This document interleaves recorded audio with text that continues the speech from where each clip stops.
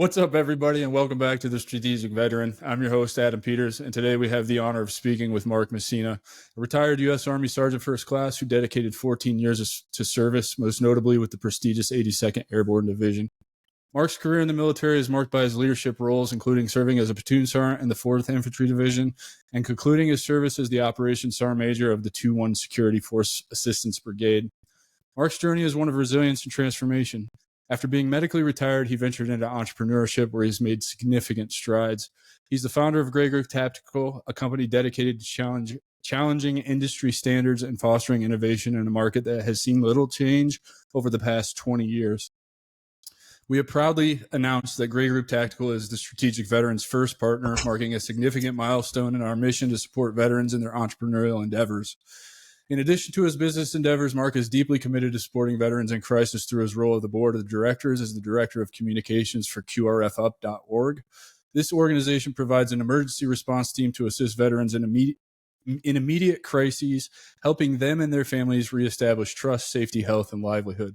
Today, Mark will share his journey from military service to entrepreneurship, his challenges during his transition, and his ongoing mission to innovate and support the veteran community.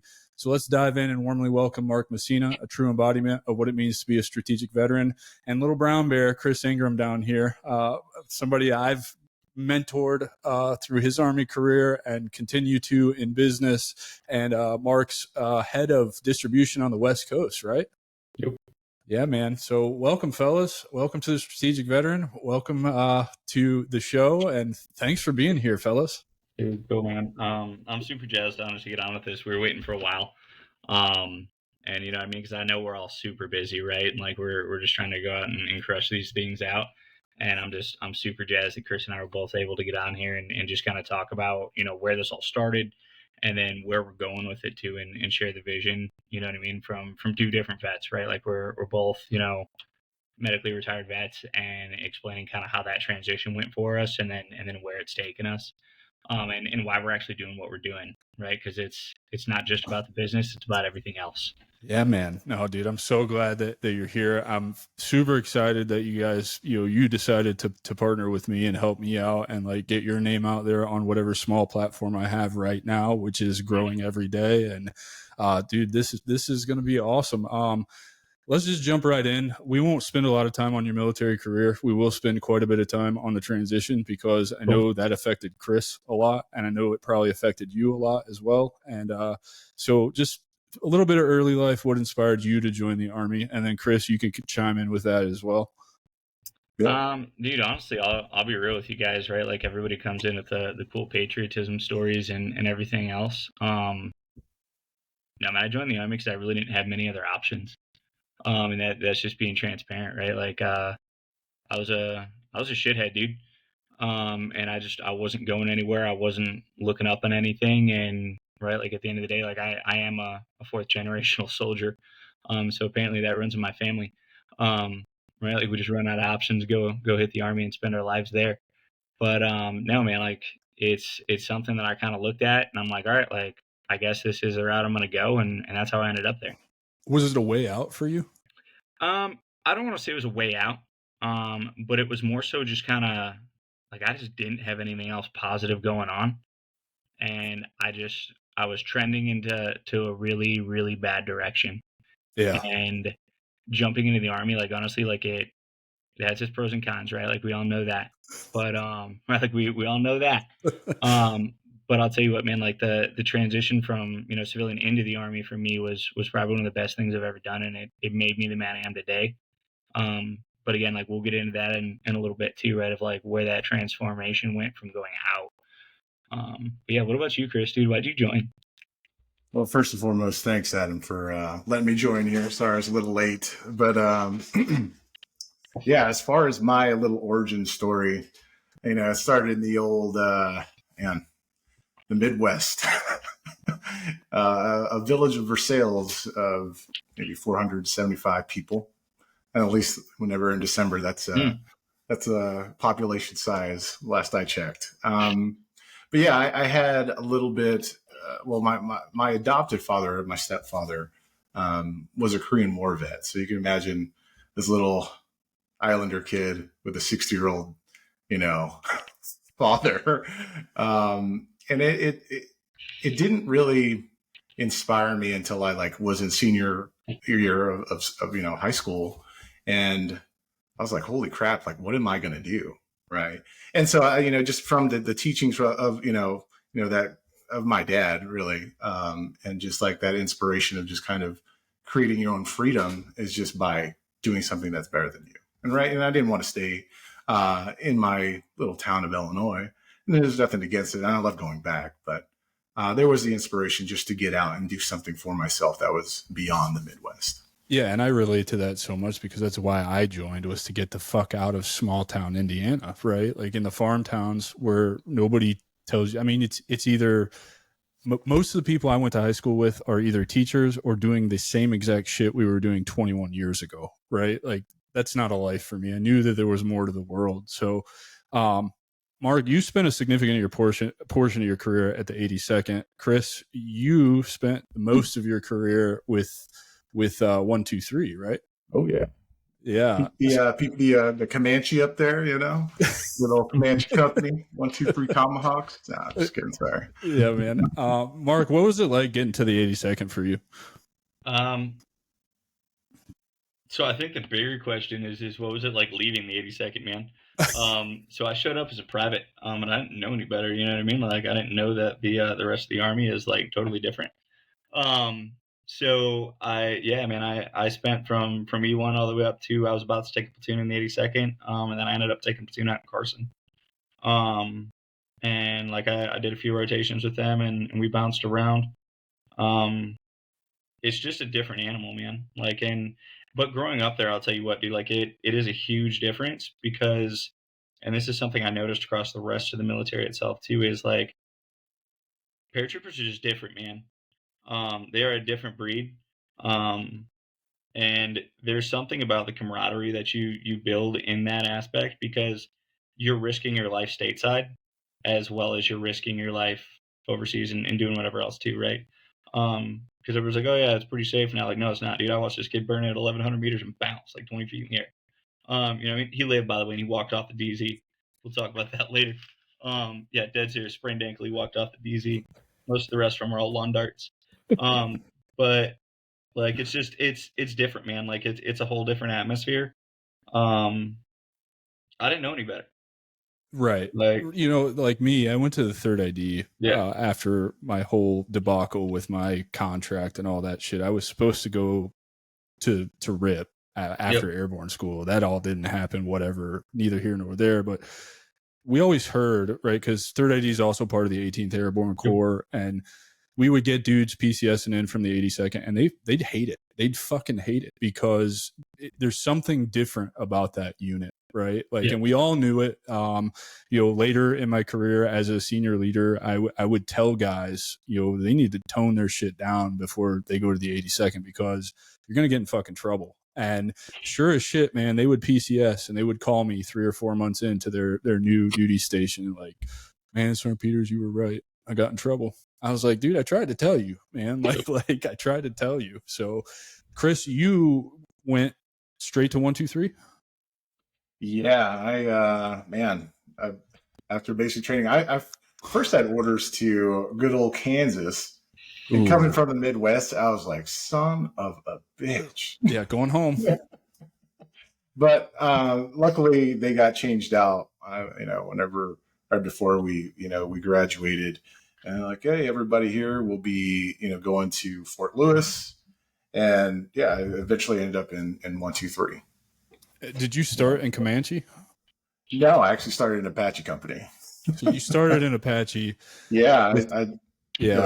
Yeah. No, it's just, I just did before you guys, I was with Boyd, George Boyd. Do you remember Boyd? Yeah. Yep. So he's a licensed social worker now doing awesome work. And so I got the pleasure of sitting with him for the last 3 hours before I came into this one and taking that trip down memory lane to ACO and what that unit actually was while we were there and what it actually turned into by the time we left and whatnot. What was your experience at 123? Was it a solid unit when you first got there? Because if I'm not mistaken, you got there before I did. Yeah, I got in there, October of 2008. PV nothing, just understanding striker mechanized. Like even though we come out of basic training AIT, we have all these, thoughts of like, man, this grandeur of like, oh, I'm in the infantry and you think you know it all. And then you're like, okay, I'm in my unit. I'm like, what the heck is that? What is this green pickle that I'm going to be driving in? So yeah, I got there in 2008 and I just spent, 3 years there, deployed with them in Iraq. And it was a great time for me. Honestly, I had a really a good brotherhood. From team leaders to I say this like it was great. Like I know I got my ass smoked off every day, but like it's not like it's I'm like, oh yeah, it was fantastic. We all loved each other and we're all hugging and stuff. No, I mean it was just brutal. But what I did enjoy was the fact that we were all so united in a sense, right? There was always like this, the sense of kinship that we all shared. And no matter what background, I think that was the true enjoyment of what I remembered, right in the first 3 years that I was in the Tomahawks. Yeah, man. And when I got there in January or February of 11, I remember it to this day. I crutched across battalion to ACO as the strikers were pulling off to go to Yakima. And I was like, dodged that bullet, thank God. However, I had to deal with, oh, this dude's a piece of shit. Cause I was in a moon boot at the time. I just had like my third surgery on my foot. I probably shouldn't have been allowed to PCS, but good old First Sergeant Rob took care of me. And I said it on the last show. I owe that man a lot, as far as, what he did for my career and how he really kind of turned me around. So it seems like that unit from probably like what I hear 2007 till after the 2012 deployment was just shit hot all the time. Yeah. Mark, back to you. You ended up at 4th ID and then served as an E7 as an ops sergeant major for the SFAB. And I believe you helped stand up the SFAB, correct? I did. What was that like? Well, so again, right, like I spent my whole career in the 82nd. I didn't even know what a striker was when I went out to 4th ID. That's not even a joke. I'd never seen them before in my life. The first time I ever actually saw a tank was I got in timeout, right? Because like we all go through our Article 15 phase, right? So I was in timeout and I was up in the S3, and there was several of the NCOs, actually all the NCOs from a platoon that got fired and sent up to the S3 for a little bit because we were apparently too hard on soldiers. Oh, no. Right? Like, it's what it is, dude. Like, whatever. Yeah. Those are stories for off camera, I guess. But so I was sitting there and our ops sergeant was like, yo, dude, like, can you go line up all these tanks and shit? I'm like, yeah. So I'm out there like banging on these things with like the butt of my rifle so I can get their attention because they're all in that shit sleeping. And like trying to get them all into a formation. And I finally started getting them, and I noticed there was one tank like just like off in the middle of the distance. And I'd never been around these things, right? Like I had no idea. So I walked in between two of the tanks in the column, right? Now it's at night. I had my knots flipped up because I was being a douche, right? Because it is what it is. So obviously I didn't see the heat signature or anything on it. And I thought I lost my face for a moment because I walked directly behind an Abrams. No. And I had no idea. You know what I mean? Like I just like that. Like I'd never even seen one up to that point. So for those listening who don't know what he's talking about, the Abrams is powered by I think it's a Rolls-Royce jet engine. Yeah. And so when it's cold, it's nice to have that. You just can't get too close to it. It sounds like you got way too fucking close to it. I mean, yeah, I was like, like that far. Like I walked right behind it. You know what I mean? So yeah, fun fact, I lost some hair on the side of my head and my face, and then all the tankers were all laughing at me in their cute little boots. They're calling you a crunchy. But yeah, dude, like, right? Like, and it's just like, dude, like, so that was my first experience, like really, it's like dealing stuff outside of the 82nd, and then like just the culture shock when I got over to 4ID. And I stepped right in. So as I was going in, I was supposed to go to the light unit. And then I got snagged up by some sergeant major. Like, let me see your EIB, or your ERB, or whatever, right? I'm like, oh yeah, here, dude. Like, he's like, cool, you're gonna come be a platoon sergeant over by me. We've already got a slot for you. I'm like, all right, cool, like whatever. I'm like, what do you guys do? And he's like, oh, we're the striker brigade. And I'm like, oh, sweet, dude. What's a striker? You know what I mean? And no joke, right? Like, and you guys are laughing because y'all know, like maintenance, like Mondays, like in the 82nd is like you send 2 dudes over to the motor pool to do like the 3 Humvees in the entire company. You know what I mean? Like that's all you got. So like I didn't even know that was like a real thing. Like I didn't know what an OR rate was. Like walking into a platoon sergeant seat. So like I'm getting sitting there in like counsel by like Lieutenant Colonel Saddlein at the time. And I mean, just phenomenal leaders over there. They're like honest, like really, really good dudes. But it's yeah, just a different world for you, right? Because you don't know it. All you know is airborne operations. Yeah. I was fortunate to come from the 3rd ID, so I was Bradleys and tanks, and I was never a Bradley crew member or anything. I was always a dismount, so it was basically like being a light guy, except we got a ride to the objective most of the time. And that was, for me, coming to the striker unit, it was really hard in that they don't use the strikers the way that they should use the strikers. Because I'm coming from like a true mechanized unit that uses, I don't care what anybody says, you can make fun of me all you want. The Bradley fighting vehicle is one of the coolest pieces of equipment in the American, and it is fucking phenomenal. I mean, from everything from just backing that motherfucker up to dropping ramp in people's living rooms to 25 millimeter depleted uranium rounds that will go for miles and miles and miles and take out anything. And so the culture shock when I got to Fort Lewis was like, why are we using strikers like this? Why are you dropping me 3 miles from the objective and making me walk? Like, this is an armored platform that you should be taking into the fight. And so like I get what you mean about culture shock. Yeah, dude, they kept telling me that I had to stay with my vehicle.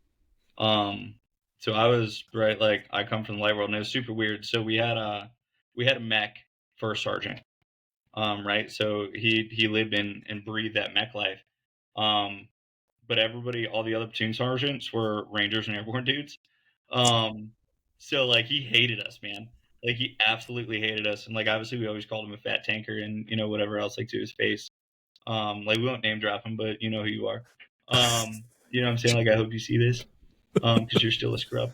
But anyway, right? Like we ran things just like we did it, like, and that's just how it was, right? Like we had a great bunch of platoon sergeants, and like we had like he was coming up. I remember we were doing this one like brigade six lane or whatever, right?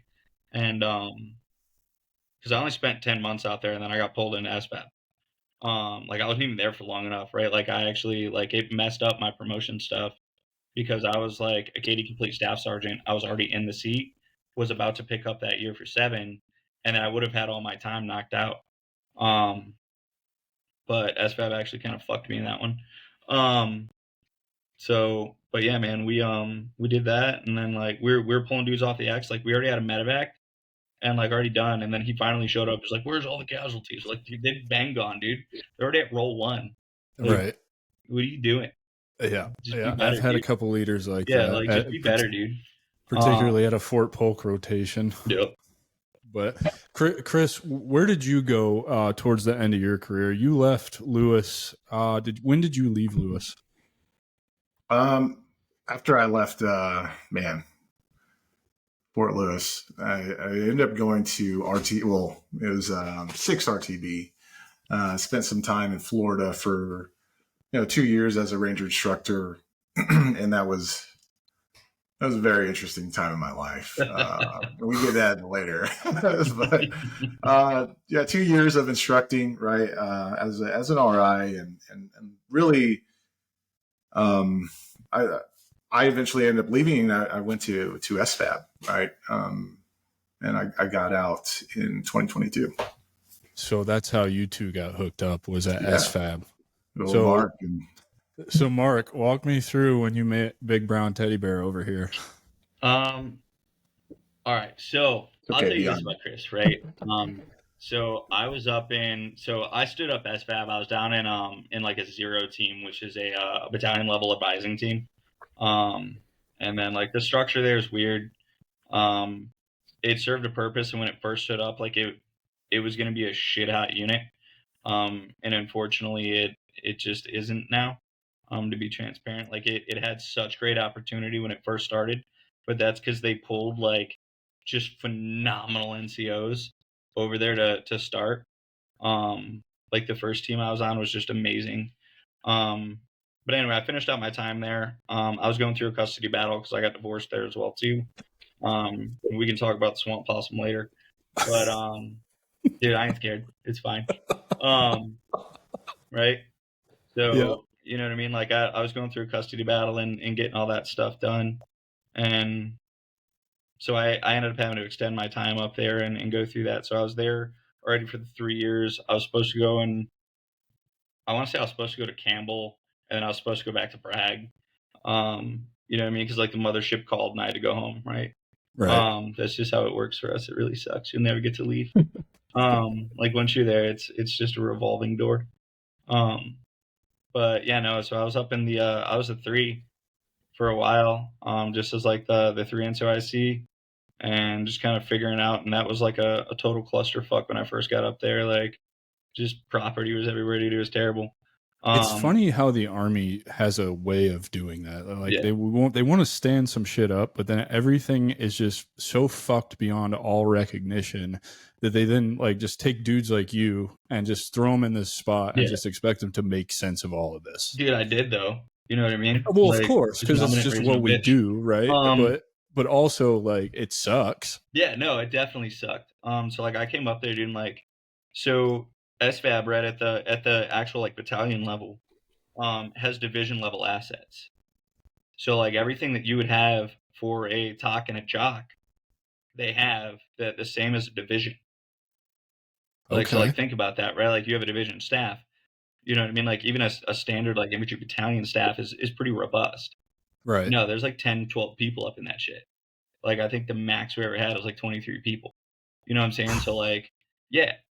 You want to talk about like me and like my boy fucking Matt going through and like firing off a live fire in 3 days? You ever do a battalion live fire planning and prep in 3 days and set it up and then run it by yourself? Because I fucking have. SFAB was really cool. These guys worked their asses off. Dude, it was terrible. So like the first time I actually like legit met Chris though, right? Like the first time I ever talked to him, like I've seen him in the meetings, and like he was always just with his notebook over there and just writing stuff down, just doing, you know what I mean, like just great things, right? Like he was just quiet professional. Like I'd never really messed with him or talked to him.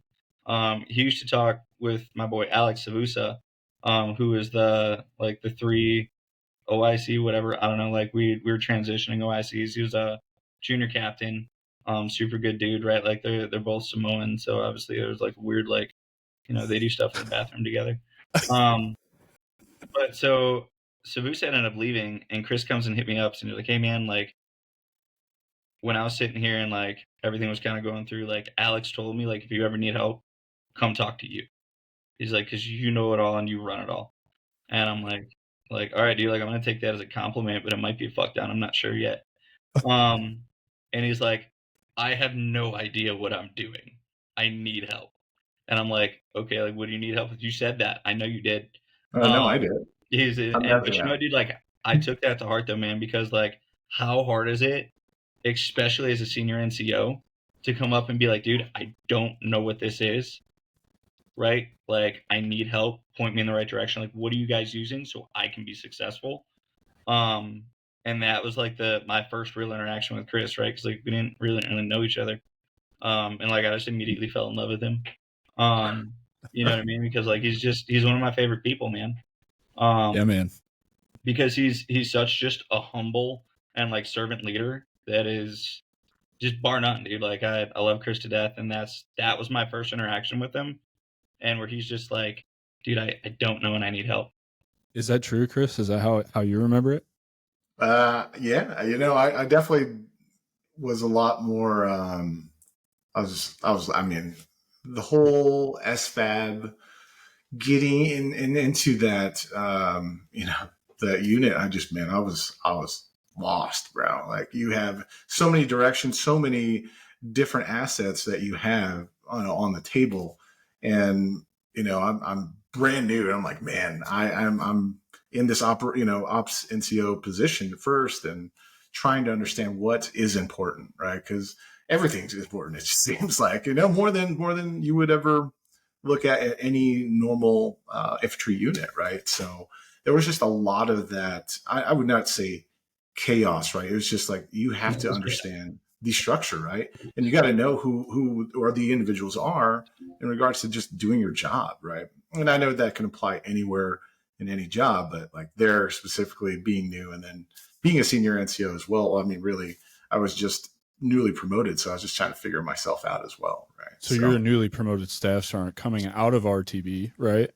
Sergeant first class, yeah. Okay, so just getting in there, and then I was just hey, let's understand the dynamics of what is strategic operations, and at a very very very like small level. I would never say strategic and knowing like all the facets that go along with that, but just kind of dipping my toe in and then trying to acknowledge the S3 and be like, hey, what does this mean? Right. No. I have to be honest. I was medically retired in 2015, so I'm not even really sure what SFAB's supposed to do. I have no idea because it wasn't a thing when I was in, or if it was a thing, I wasn't aware of it because I was getting out. So, I can imagine, spending a couple of years at RTB, you being at the 4th ID and the 82nd, and now you're thrust into this stupid fucking job, right? Like that really, you're trying to make sense of it because you have no idea what it is. I don't even think the Army knows what it is, to be honest. They don't.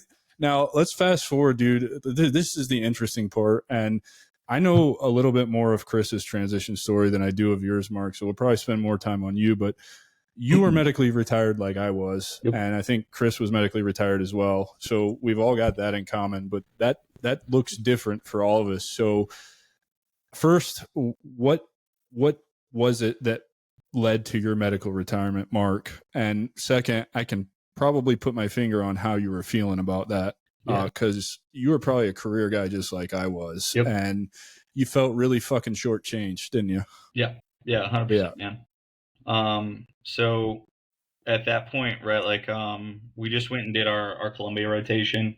So we had dudes over, I think like 6 countries at that point, right? And then obviously I kind of got thrusted into the position of being the ops sergeant major. And I mean, dude, it was wild, right? Like, try go being an E7, and then telling like Katie complete first sergeants what to do. So that right there in its original state is already like super difficult. But and it wasn't because none of them couldn't have stepped up and done that position, right? Like, because they could have, hands down. But I was already so tied into everything that was going on and how to run the battalion and how to run the actual jock and everything like that is really why I got flushed into that. And then I just kind of held on to it until, they figured out I was crazy and pushed me out. Which maybe that was it. Maybe that was why. But no, man, honestly, so, and truthfully, right, and this might be a different talking point at some other point. And dealing with when you actually start talking about strategic level impacts and doing those things in different foreign military sales programs and all that stuff, which is really what I was dabbling in, as well as like going down to like Lancero school and doing all that down at the same time, right? Like, we rewrote the program and safety net for Lancero during that time, right? Like, we got the first female students through Lancero school ever because of what we did. You know what I mean? Like, so, and just amazing experience, amazing things. But when you're working in that environment, you are working at a level that is already so dramatically farther ahead than what the rest of the Army even thinks about. And then actually planning and going down and briefing down at the Department of State and going in and out of the embassy and doing all that stuff, dude, it's just like it really begins to wear on you. And then outside of, you're still running your tactical threat assessment and still running teams like normal operations. So you're just at max capacity, dude. It 100%, and then some. Like, I was so burnt out by the time I got back. Like, and Chris can attest to this. He saw me. And dude, like, I was so fried by the time I was done. I started running into, anxiety attacks, man. And like, just running into those issues, right? Like, I would end up getting stuck in my shower and I couldn't get out. I couldn't move. I couldn't do anything.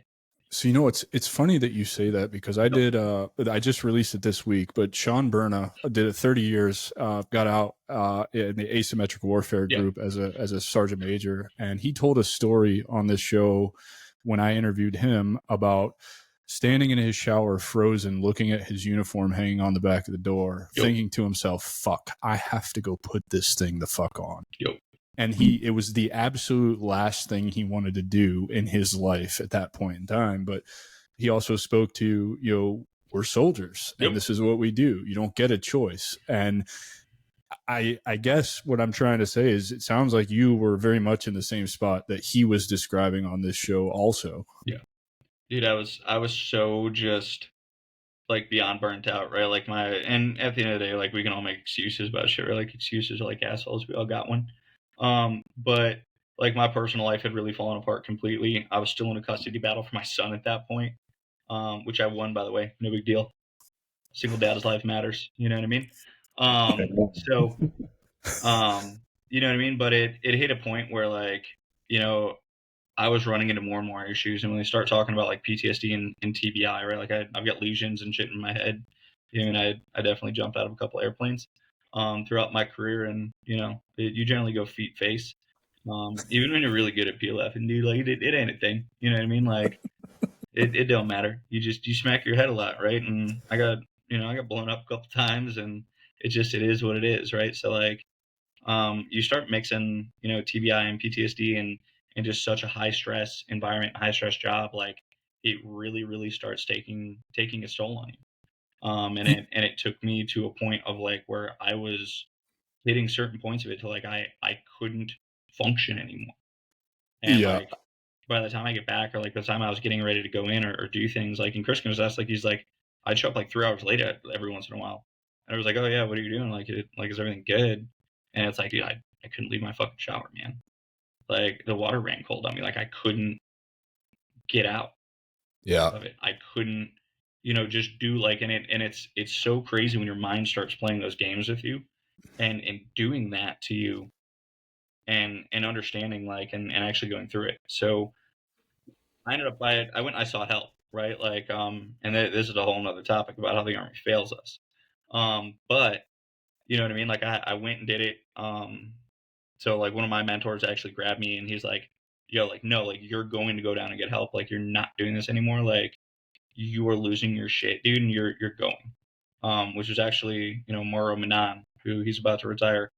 And he's also a Sergeant Major. And he was kind of the guy who I picked up on, and then he picked up on, and we went back and forth. But just a really, really good dude. Whenever you talk to him or meet him, though, it's just his face. It's not that he doesn't like you. So like, he's not wrong, man. He's not. Yeah, he's not wrong. Like, everyone's like, I think he hates you. I'm like, I love Manon. What are you guys talking about? Like, he's a fantastic person. Like, you can't wait to meet him. And like, he'd just be like, yeah, it's great. He's just a super like huge Dominican dude too. So he's like super intimidating and just like towers over everybody. But he's just a great person. Like him and his family are fantastic people, and he was running into a lot of the same stuff that I was going through too, and we were able to really lean on each other. And he's like, no, dude, like you're going, like you need to go get this taken care of, and you need to go talk to somebody. And I'm really grateful for him, like truthfully. So, but I ended up doing 2 full rounds of intensive outpatient therapy programs. I had to go twice to where I finally actually started to understand me and understand like my mental health journey. And you know what I mean, a year and a half later, right, like I still ain't got it figured out. Earlier this morning I was having an anxiety attack, dude. Like it happens. It's something that we have to learn to live with and learn to deal with, because it is a part of who we are now. So the MEV process for me was, I mean, dude, a shit show. So not only that, right, like it going into that, right, so I started with mental health, and they're like, okay, like what else is wrong? They wanted me to get like 6 surgeries before I got out, because once they started deep diving, dude, I'm like, all right, well, I'm going to tell you what all hurts now. You know what I mean? Like, I mean, just like, I don't know if you can pick it up with the mic with that thing. Like, I need a shoulder surgery, I need a back surgery, I need both my knees replaced, I need a hip surgery. Like, it's just all these different things, right? Like, and and it's funny you're talking about that because it was a shoulder that put me out. I had two labrum repairs that put me out. But had my physical body not broken down, there's no way my mind was going to hold for the next 7 or 8 years, particularly, you're talking 2014, 15. I was probably more than likely going to come down on orders to go somewhere else that was probably deploying, which would have made a 5th conventional Army deployment for, at that point I already had 5 years of combat time, and I can absolutely relate to what you're saying. I never did SFAB. I never, did any kind of special operations or whatever, but even the conventional Army guys from 2003 to 2015, I was deployed literally every other year. Yep. Every other year. So the op tempo was just as high, if not higher for us, because, our train ups are 11, 12 months, right? Yep. So there's no downtime for any of us. I think I had this conversation with another vet here on the show, who's trying to do some work on mandatory dwell times and like really studying like what that did to all of us. And I don't think I ever had dwell time of more than 10 months ever, which is insane, right? Like most people are mandatory a year. So it was the mental that got you. And I assume that's what kicked off your med board process. Yep. Yeah. That's what started it. And honestly, it wasn't even truly the mental. It's the meds that they put me on off the rip. So, and I mean, we can go down that whole rabbit hole, right? Because the meds that they're putting people on now and getting them out of the Army. I left the Army with taking on 12 meds, right? Like 12, right?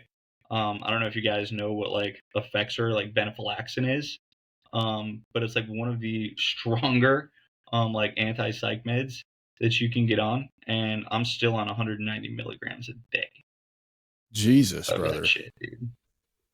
Right? So like, and then like outside of all the stuff I'm taking for TBI, right? And then they put me on 10 milligrams of Ambien, Prozac, which is a blood pressure med, as well as hydroxyzine, which is like Benadryl on steroids. And they were putting me into a coma every night just to sleep. And then when I finally ended up getting out, right, like good luck actually filling a 30-day like NARC script, you know what I mean, out of the VA, right? So I'm completely off. I just stopped taking the shit. Except for the venlafaxine, just to keep me kind of, not crazy. Well, and that one's probably one you can't just quit cold turkey. You can't either. quit. Yeah, it's something like, now that I've been on it for this period of time, like, oh, you're only supposed to take it for a few months. Like, you guys have been on it for 2 years. Like, are you kidding me?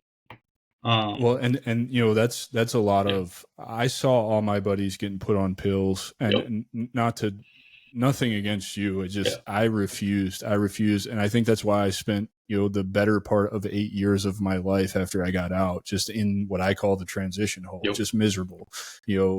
Constantly wondering, is today the day I put the gun in my mouth because I don't want to do this anymore. I felt like I was living for no reason and I couldn't figure it out. And I just knew that I didn't want the pills. And I discovered, the Sean Ryan show is where I give credit to introducing me to psychedelics and healing through plant medicine. So I want to ask you, and we can venture down this rabbit hole if you want or whatnot, but have you considered anything like that? 100%, dude. So I'm trying to go down and do the full-on psych therapy, either down in Mexico or Peru. So that is 100% something I'm looking at getting into. And then outside of just like microdose and everything like that, to figure out how to find that balance. Yeah, man. Because I'll tell you, Chris can attest to this because I saw Chris last June, and Chris will tell you I weighed 311 pounds at my heaviest when he saw me. I was in a really bad way. I thought I was hiding it well. I don't necessarily know that I was hiding it that well. I mean, I still had a great time at the wedding with you and Chris and Kyle and a trip down memory lane there, but I was. And then shortly after that, I went to Peru a month later. Actually, at the end of that month, I went to Peru to do my ayahuasca journey. And I don't know, I'll let Chris speak to that. Like, how much change have you seen in me since I did that? I mean, man, look at you, dude. Yeah. It is impressive, honestly, what you're doing, Adam, and like your outlook. You were never a negative person. You were always in the middle, right? And I mean that in the most respectful way, because you just had this objectivity of how you thought, right? Now there is this other, peering venture of like, you're just excited, man. Right. Yeah. So, and I see that every day and what you post, what you do, and it's truly inspiring. Right. And sure, say what you want about, things of holistic, right, nature. But man, you are a great, testament to what it can do and how people can move forward. Right. Yeah, man. No, I appreciate that, dude. So Mark, like I said, we're just like really getting to know one another, and I've got a relationship with Chris. So I just wanted to present it to you and see if you had considered it. And, it's had such a profound impact on me. I spent a lot of money on a course to get certified as a psychedelic integration and addiction recovery coach so that I could give back to Heroic Hearts and help more veterans do that.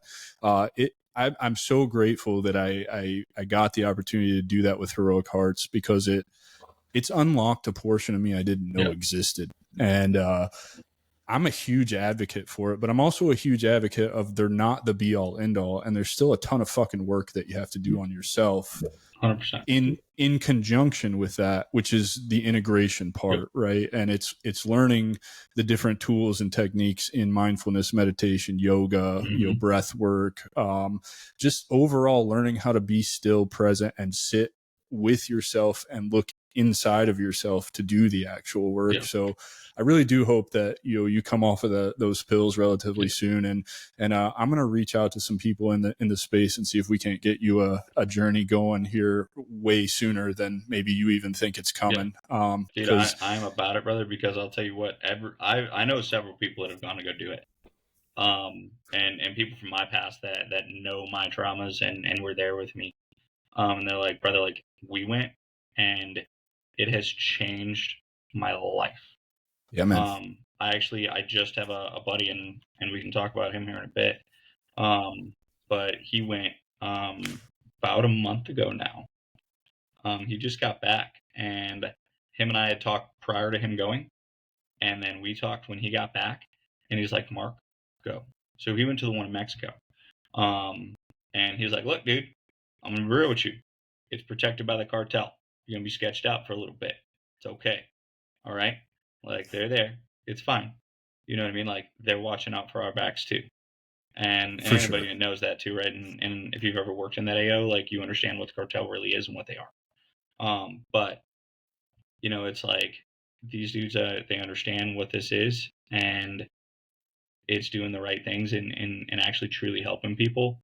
And we can dive more into that too if you guys want to run down the 501c route, boys. Like, we'll talk about that in a minute. I want to talk about Chris. Plan one for me as well. Just me and Mark will do a budget trip down there. Well, actually, honestly, what I'd like to do is find a way that we could all three go do it together, because when I don't know, I saw it firsthand with my cohort when I went to Peru. If you guys have listened to the show, Rich was my first guest on here. He was also with me on the Peru trip, and I love that man very dearly. He's a really awesome person, and he's a guiding light kind of, and inspires me in my life to this day. But he did it with a buddy of his that he had deployed with, and the profound effects that I think that had in such that like intimate, because they shared a room together, they laid pretty close to each other in the ceremonies at night, and they generally had each other to talk to, versus like for me, everybody was a stranger. And I'm not saying that I love my cohort dearly. I still keep in touch with 90% of them who still are active in the Signal chat or whatever, but I do think there's a ton of value in doing it with people that you're close to and that because I don't know, that's just the way the medicine works, I think. But I want to talk about your transition, Chris, because whether you know it or not, man, I think a large part of why I'm doing this is because of some of the trials and tribulations you've been through, and actually give you credit for this show already accomplishing its mission before it was ever released. Because that day that you called me and said that you had looked at my LinkedIn profile and you said I'd always been a mentor to you in the Army, and you needed to find another mentor outside of the Army because you were leaving the VA inpatient treatment facility because you had tried to kill yourself. Dude, that was a tough pill to swallow, brother. Yeah. So as far as I'm concerned, man, if this is as far as this show ever goes, knowing that it had a part in saving your life means the world to me, brother. So thanks. And transition piece was very, it was a struggle, like for most. And the thing is, like with my military career, it wasn't necessarily hard, right? I don't know if in a public context is necessary in that, right? And for me, like I was very, I was given so much opportunity, so much things were just there for me, right? The people, the jobs, like the schools, whatever. And so leaving that and leaving a community where I was, very blessed to have, I flipped. I flipped. Like I had so much hate in my heart. I was greedy. I was looking at excuses. I was deflecting, man. I was angry with my position, right? And there was no need for that. It was because I was selfish. Bottom line, selfish.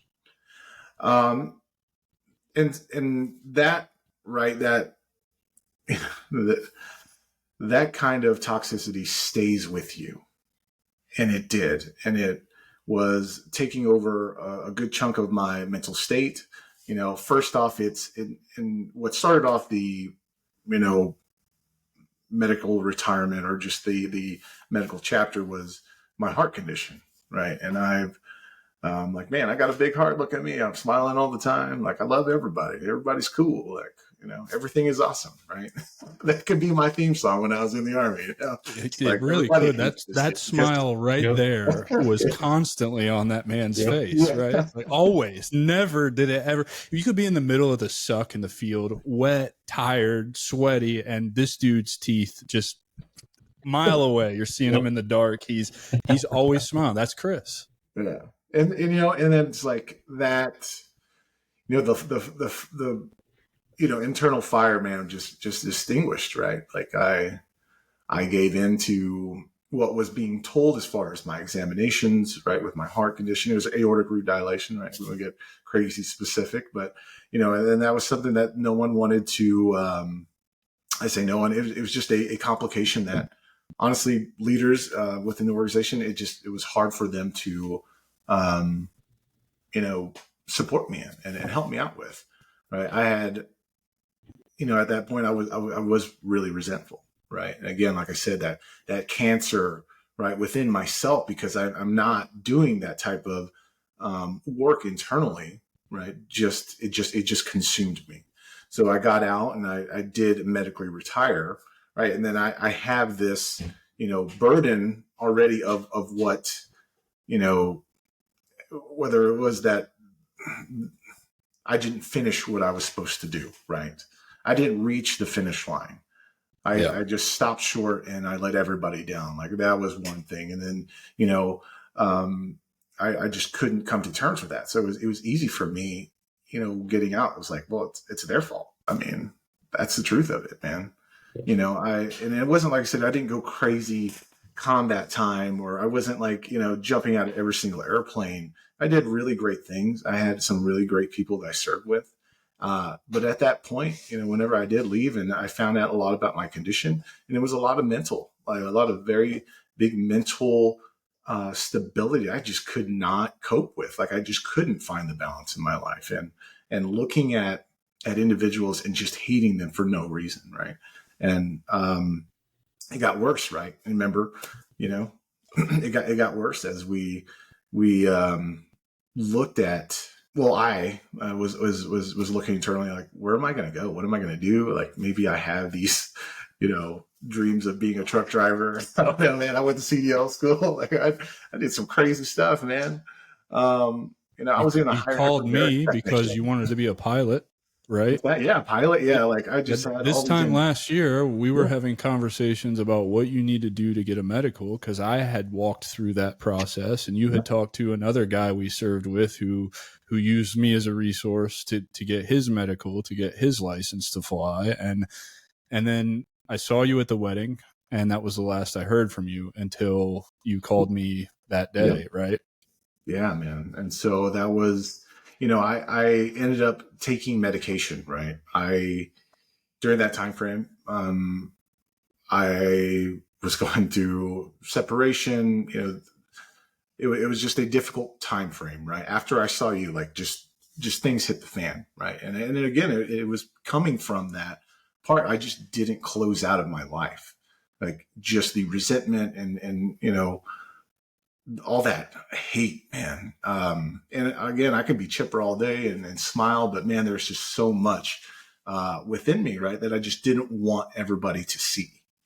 And obviously, I shown it in different ways, right, by my actions, my behavior.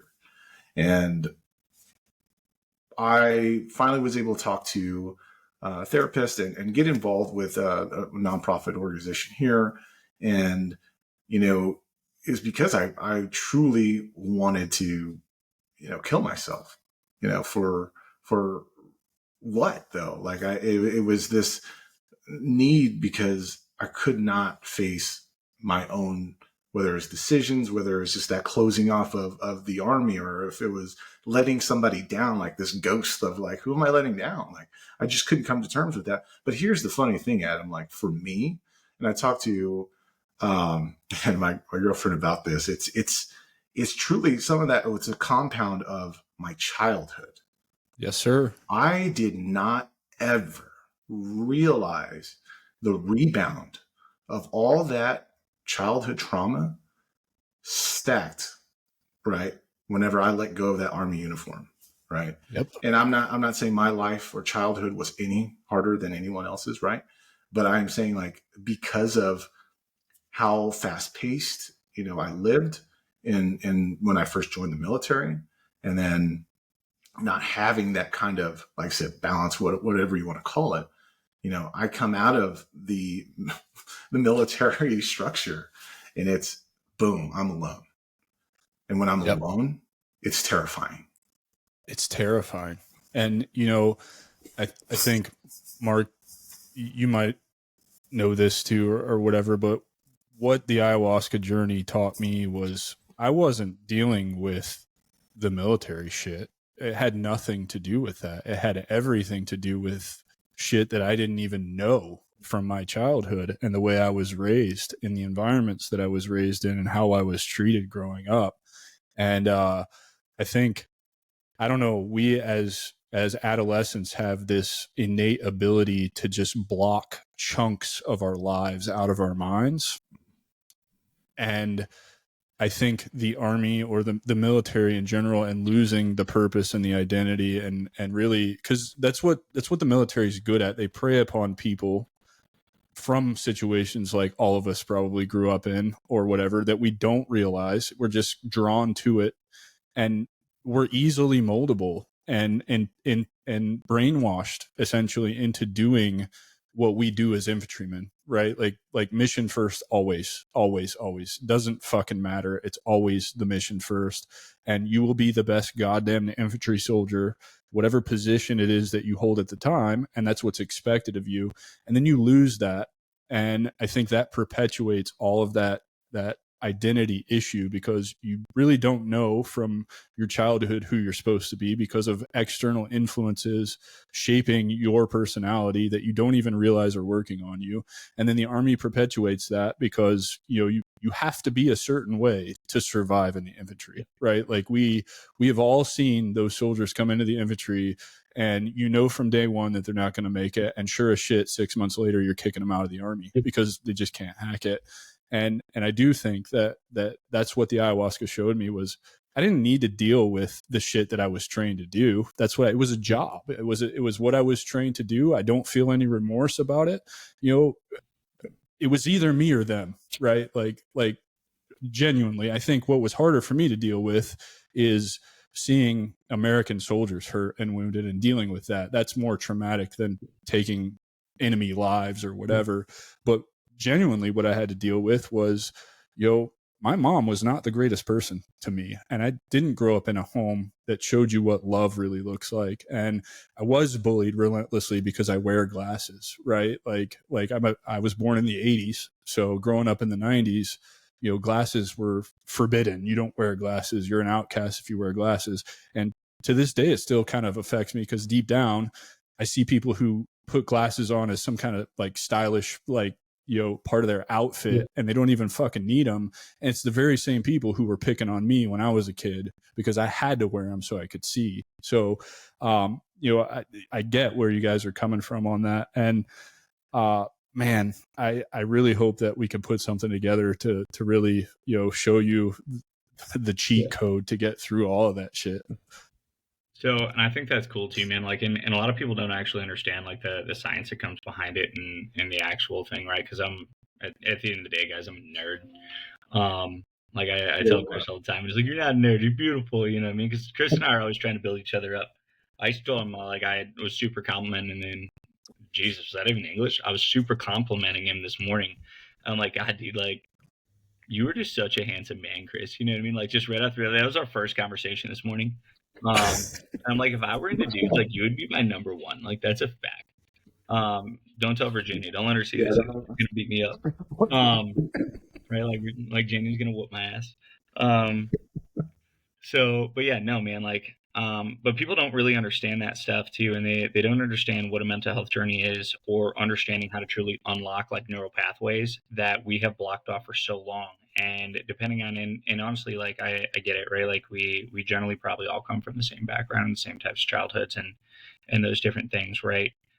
Because it does take a certain person to say that this is what I want to do.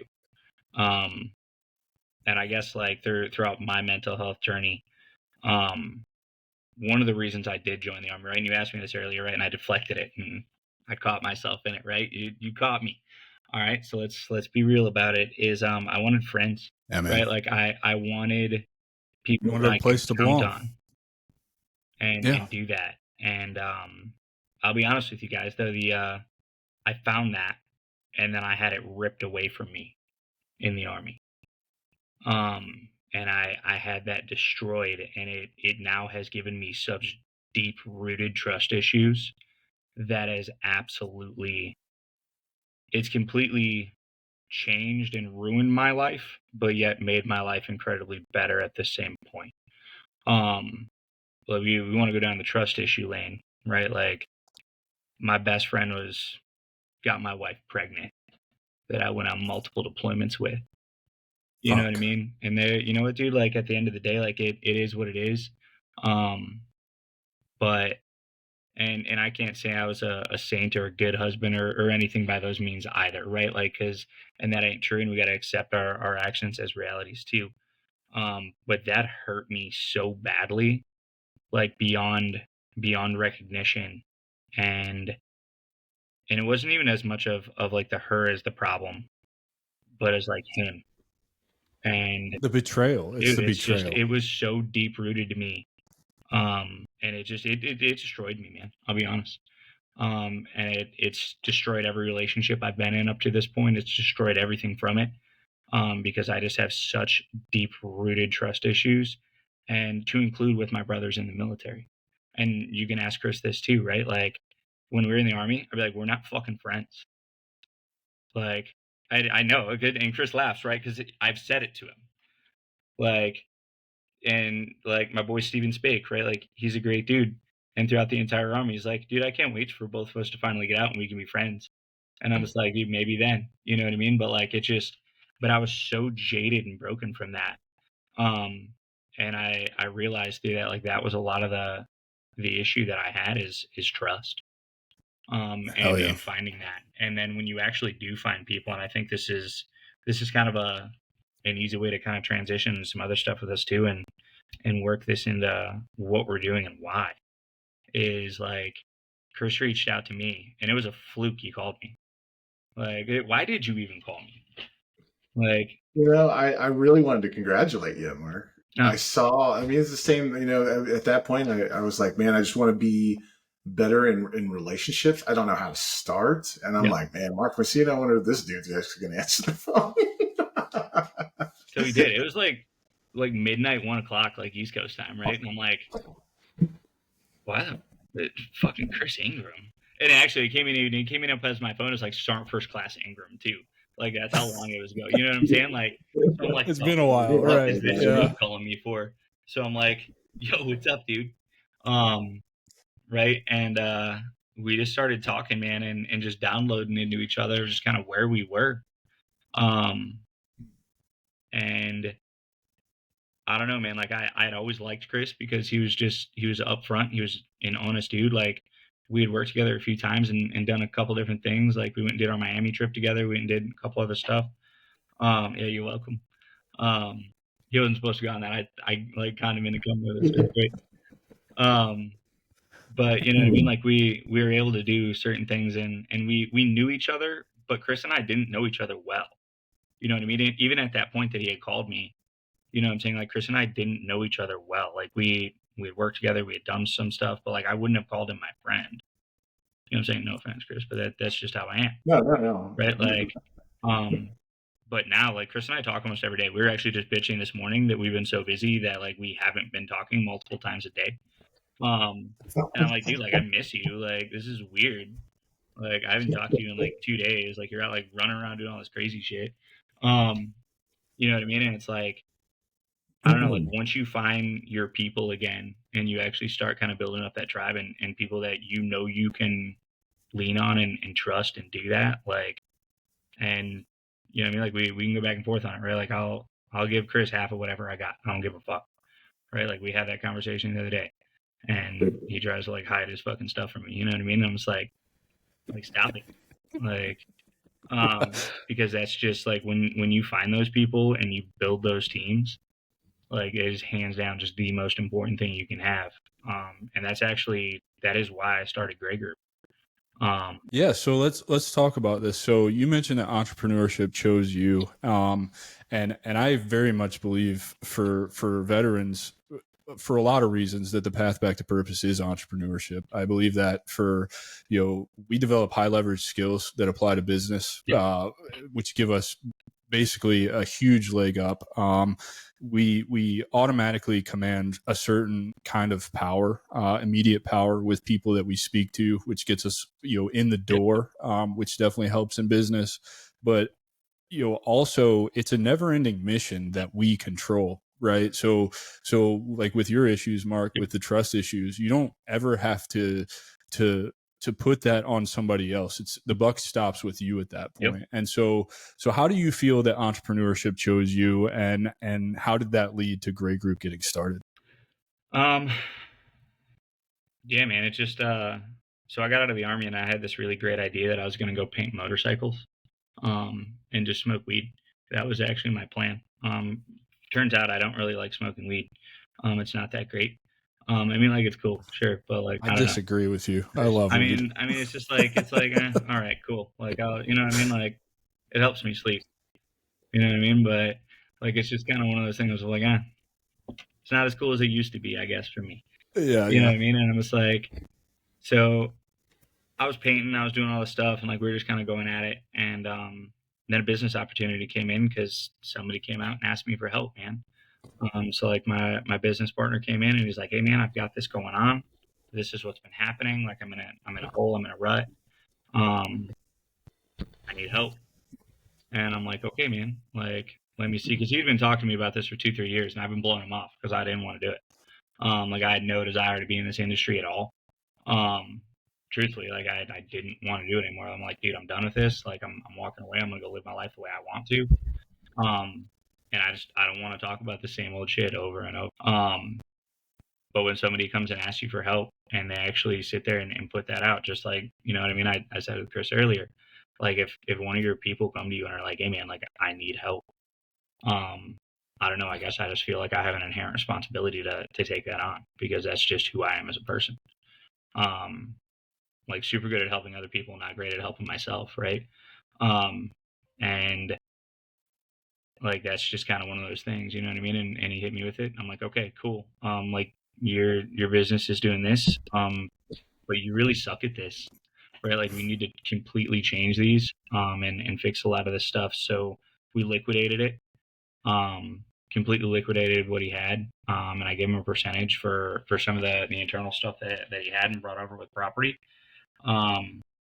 And just went and have been sitting here funding all this stuff out of my own pocket and figuring that out, and coming out with it and just grinding, man, like just straight grinding on that's what it is. These products out.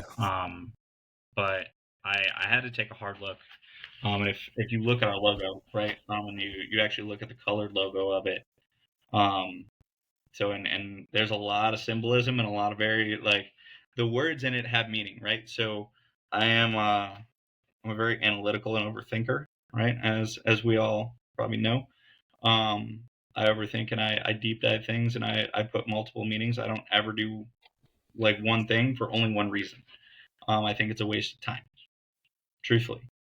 So anything that I do has for multiple reasons, and if I'm going to create a product, there are multiple reasons I'm going to get a piece of equipment. There are multiple reasons that I'm going to do this to create a fully, vertically integrated system. Just because I'm very systems based and I'm an overthinker. But if you look at the actual like structure for Grey Group and the logo that we have, it's obviously the G, you know what I mean? And you can see it here. It's got the castle out top, and it holds true to what it is. And then it's got a dark star and a light star on either side of it. And understanding that and understanding like what that gray man and gray zone truly does and goes forth with it, right? And obviously I spent a lot of time on good old Bragg or Liberty, whatever the fuck they want to call it now. You know what I mean? But I had the opportunity to go to quite a few schools over there, because they're all there, right? So the entire special operations training course is all there. So you know what I mean? Like I had a lot of great opportunities to go and get a lot of, military education and do those different things that most don't, just being in, you know what I mean? Like out of the 82nd, which is one of the major benefits the 82nd has because it's geolocated. But where do you get your business acumen? Say that one more time. Where do you get your business acumen, your knowledge of how to run a business? Like you said, your buddy asked you for help. Yep. You said, we need to change all of this, liquidated. You gave him a percentage and now you're grinding this out. So how did you learn all of that? Did you learn on your own? Did you rely on, your expertise in helping set up the SFAB? Like, did that play a big part in how you integrate all the things that you do with Grey Group? Yeah. So no doubt about that. So one is good mentors. So I have mentors, like obviously like I have some phenomenal military mentors, like Sean Morgan. If you don't have him on your podcast soon, we'll be yelling at him. So he's a command sergeant major. He just retired. Out of, Hood or Cavavos. It's Cavavos now. I don't know. He just retired out of Hood. We'll just call them the names that we know them by. Yeah, that makes sense, dude.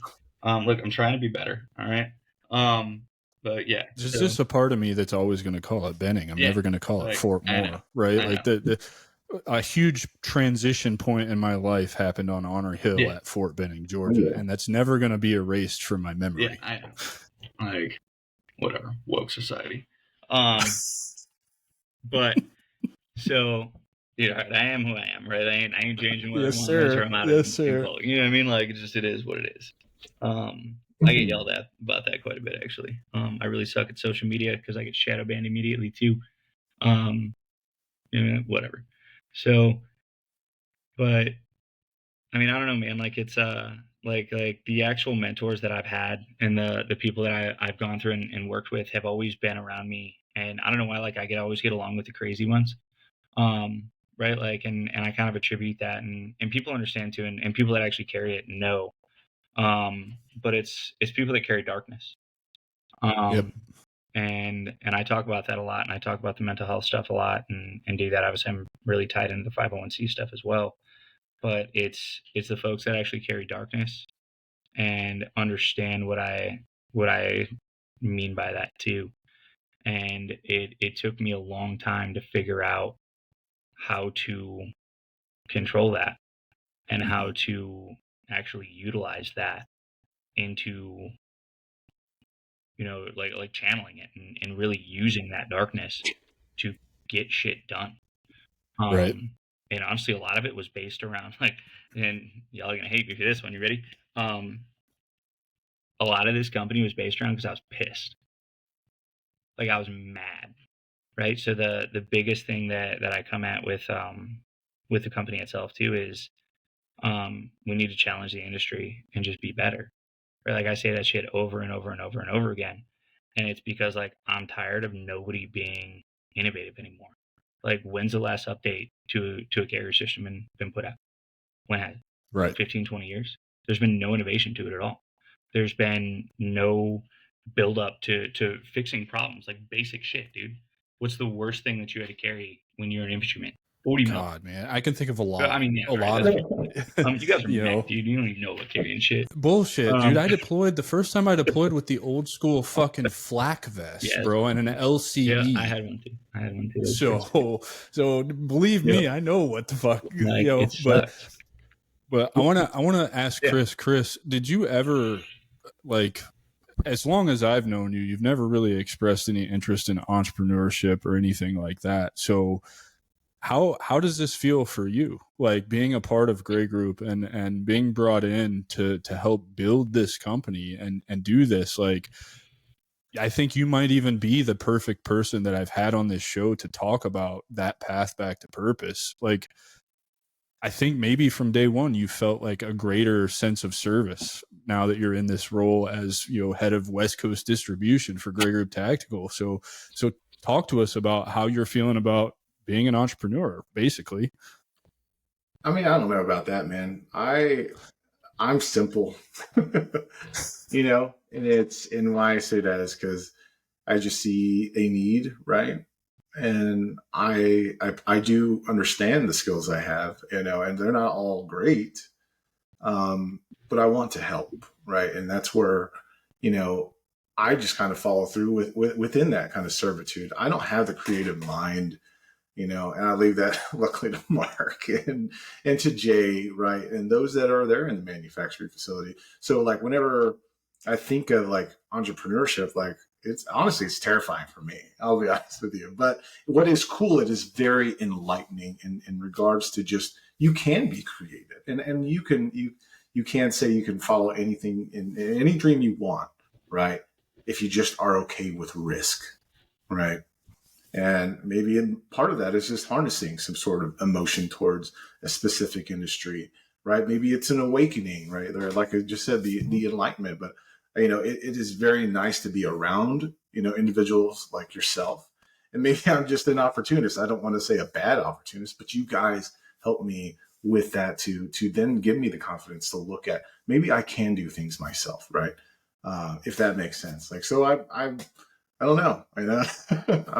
Well, and I think speaking to that, you say you're not the creative type, but to build a business, it takes more than one person, right? So while Mark has the creative side of that covered, what Mark may be lacking in is like your ability to connect with people. So I know you to be a connector, Chris, because I know you well, right? Yeah. And I myself I'm a connector on my way to being a super connector, right? That's why I have this podcast. That's why it's so much fun for me, because I just get to talk to people all day, every day. It's great, right?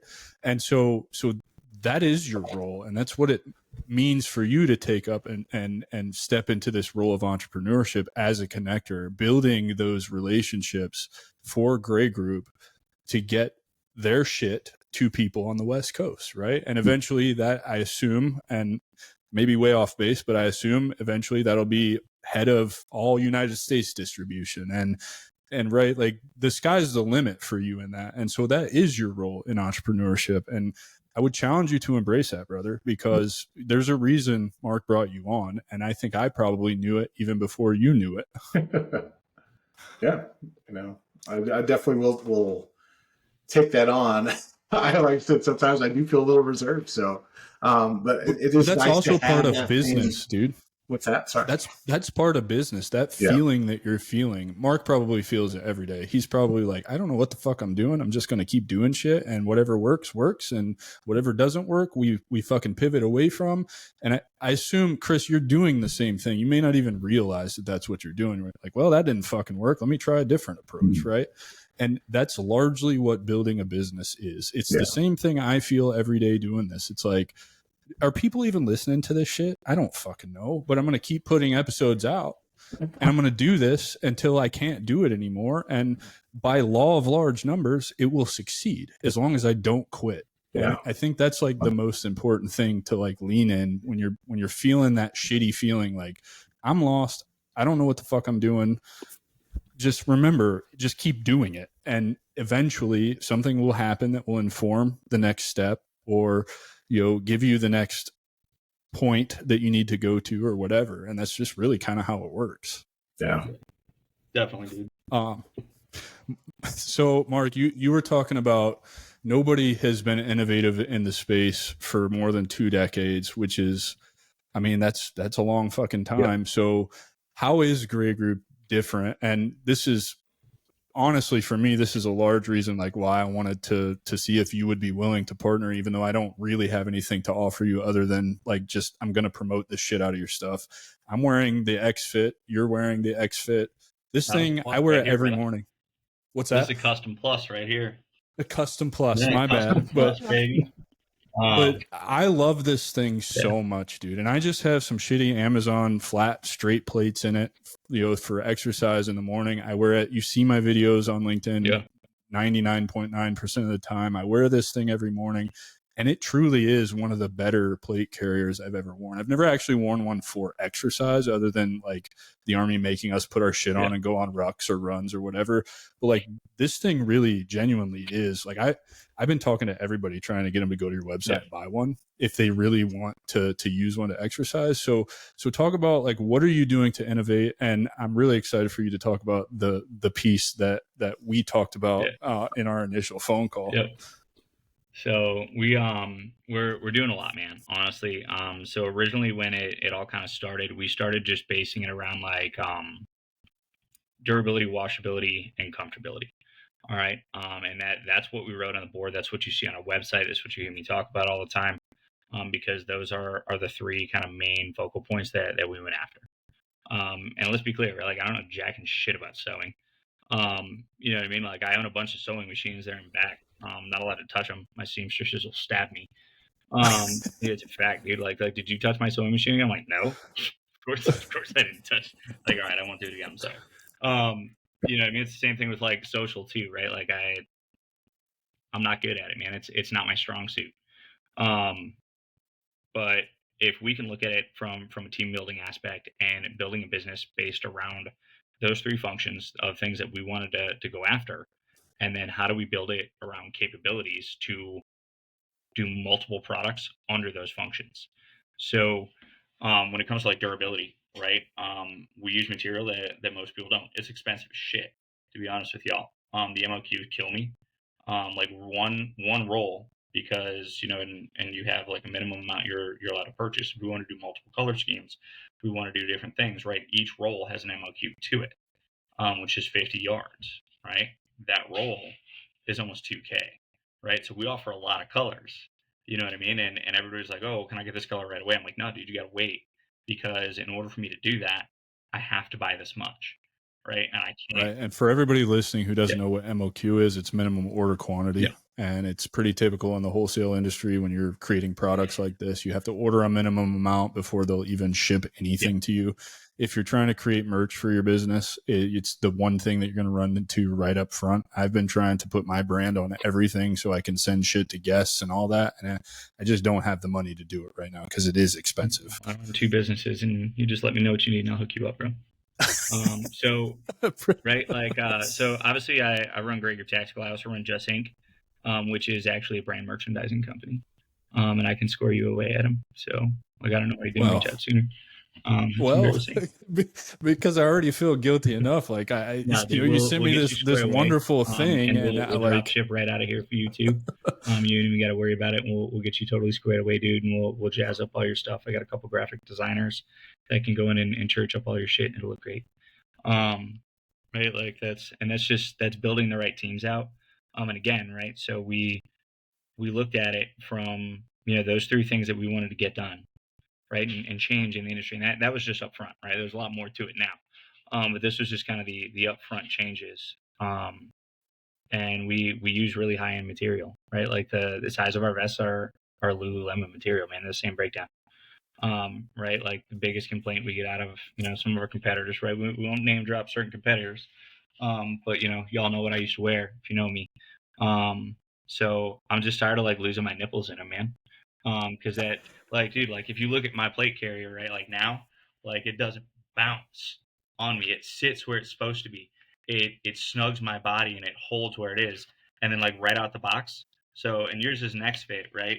But if you look at mine, you know what I'm saying, you can see the straps in it, like Welcome to America, right?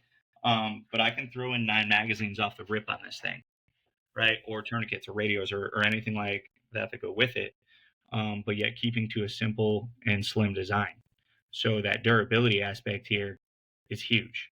Like I've got this one right here, right, which I've been rocking now for a while.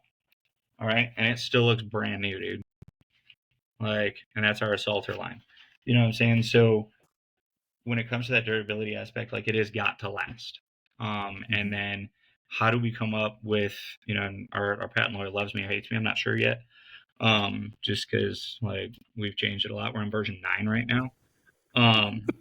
So hey, test, yeah, dude, I mean, right? and that's exactly it. But I make our testing go out, and like our end users are testing this for us too. So like in anatomy, look inside of your vest, and you're gonna see all the stitching in there is red. And I know you see it because you know exactly what I'm talking about. That is our QA/QC process coming out of here. Like, how do we make this stupid simple, right? You've got a black vest. If I see red thread coming through it and red stitching in the seams, guess what? It's fucked up. Your seam allowances don't match, meaning that vest is going to rip. And that's how we know here. All right. If it's still within your 1-year warranty and you start seeing seams in it, right? Like one, I want you to send it back to me because I'm going to replace it because I have a fucking warranty. I want to completely replace it with a brand new vest and you'll get whatever upgraded model that we've seen. But I want to know what plates you were wearing in it, right? And like what you're doing with it. And then I want to look at it because I want to see where it ripped and like where we were having those issues because we can fix that. Again, like if we're not continuing to innovate as a company, we're failing as an industry leader. And that's not what we do as leaders. We don't do that shit. This isn't to turn around and make a profit. This isn't to sit there and be like, all right, cool, I made it, it works, right? Like, fucking look at me, you know what I mean? Like, I got a carrier too, right? Fuck that. I'm not doing it, right? Like, I want to continually innovate a company that is going to continue to make those changes and put out better, viable products. And that's what's going to make you stand apart from all of your competition in the end. That and the next piece of this, which I'm super excited for you to talk about. So take it away, dude. So, all right. So then washability, right? So you can machine wash these carriers too. That's something that nobody else can do, right? Like, and at the end of the day, like mama matters. And anytime you put your carrier in your vehicle or in your house or stuff like that, like I don't know how many times you guys had to get stripped down before you went inside, coming back from anything, and you're stripped down ass naked in the garage and had to walk through the house naked and all the kids are laughing at you and making fun of you. And then you got to go in there and to go take a shower and stuff. Maybe that didn't happen to you, Chris, right? But it happened to me. All right. I had a rough marriage. Okay. But so, you know what I mean? Like that's a thing. But like machine washability. So like this carrier that I showed you, that's got 63 washes on it. And we've got another one that's got over 600. So like the big kind of outlet and push that we're doing is to help out obviously in the gyms as well too, that we're doing a gym outreach program. And we're giving, 25, 30 carriers to these gyms. And then when they do need these weighted carriers and we do these different things, they can sit there and wash them and then just rent them out for like $5, dude. Like, here's your carrier. You know what I mean? And then we're also getting brand recognition. Like, damn, this is comfortable as fuck. Like, this ain't what I normally would wear. They're like, yeah, boys, welcome to the Thunderdome. You know what I mean? Like, this is what real looks like. But you know, I mean, like that's it. And then like the comfortability aspect too. We make carriers that fit women, right? So bingo. Like nobody else is doing that, right? Nobody else. And I said this to you on our first phone call. Yeah. Like nobody has a carrier. That's why I waited for the last thing. You know what I mean? We'll get y'all hyped up. But like nobody's doing it. And they don't fit women, right? And it comes down to where does the load sit in your traps, right? And then how do women's bodies work, right? They're fucking different than ours, dude. I don't care how, we want to be all whatever woke and all this other bullshit. Cool. Like, I don't give a fuck.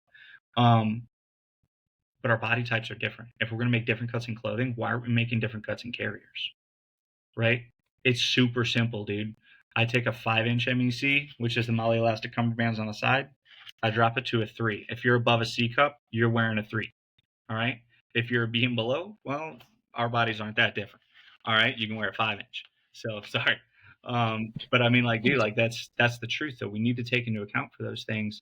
And then you can adjust more here so that carrier sits out and rides and sits right and correctly for you in order to get that stuff done, right?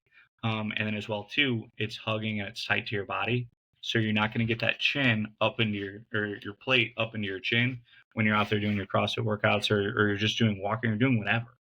When I can attest to that with the XFit, because the little bit of running Yep. that I do and some of the burpee stuff or whatever, this thing, it bounces a little bit, but it doesn't. And that's largely user.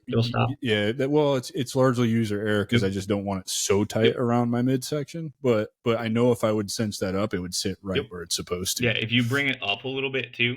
So if you tighten it up, so you see where my plate line's at, this is really where you want to have it. Yours is sitting low. That's why you're getting your bounce. But yeah, man, that is one thing that I need to start doing is actually putting out kind of tutorials of how to put these things together.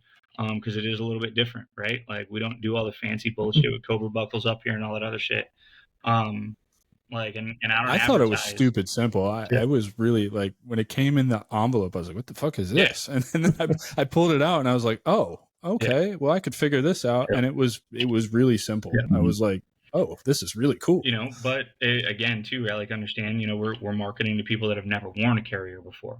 Right. So like you come from a background, you understand how to put them together. You've done that multiple times. Correct. Right. Yeah. Some of these women that are just getting into this and just being undervalued, not supported by the industry, they've never done this before. They've never touched one of these. They just want one because they want to be and get into that market. They want to start their fitness journey with it. They want to start doing, getting into the shooting world and doing TAC games and doing all this stuff.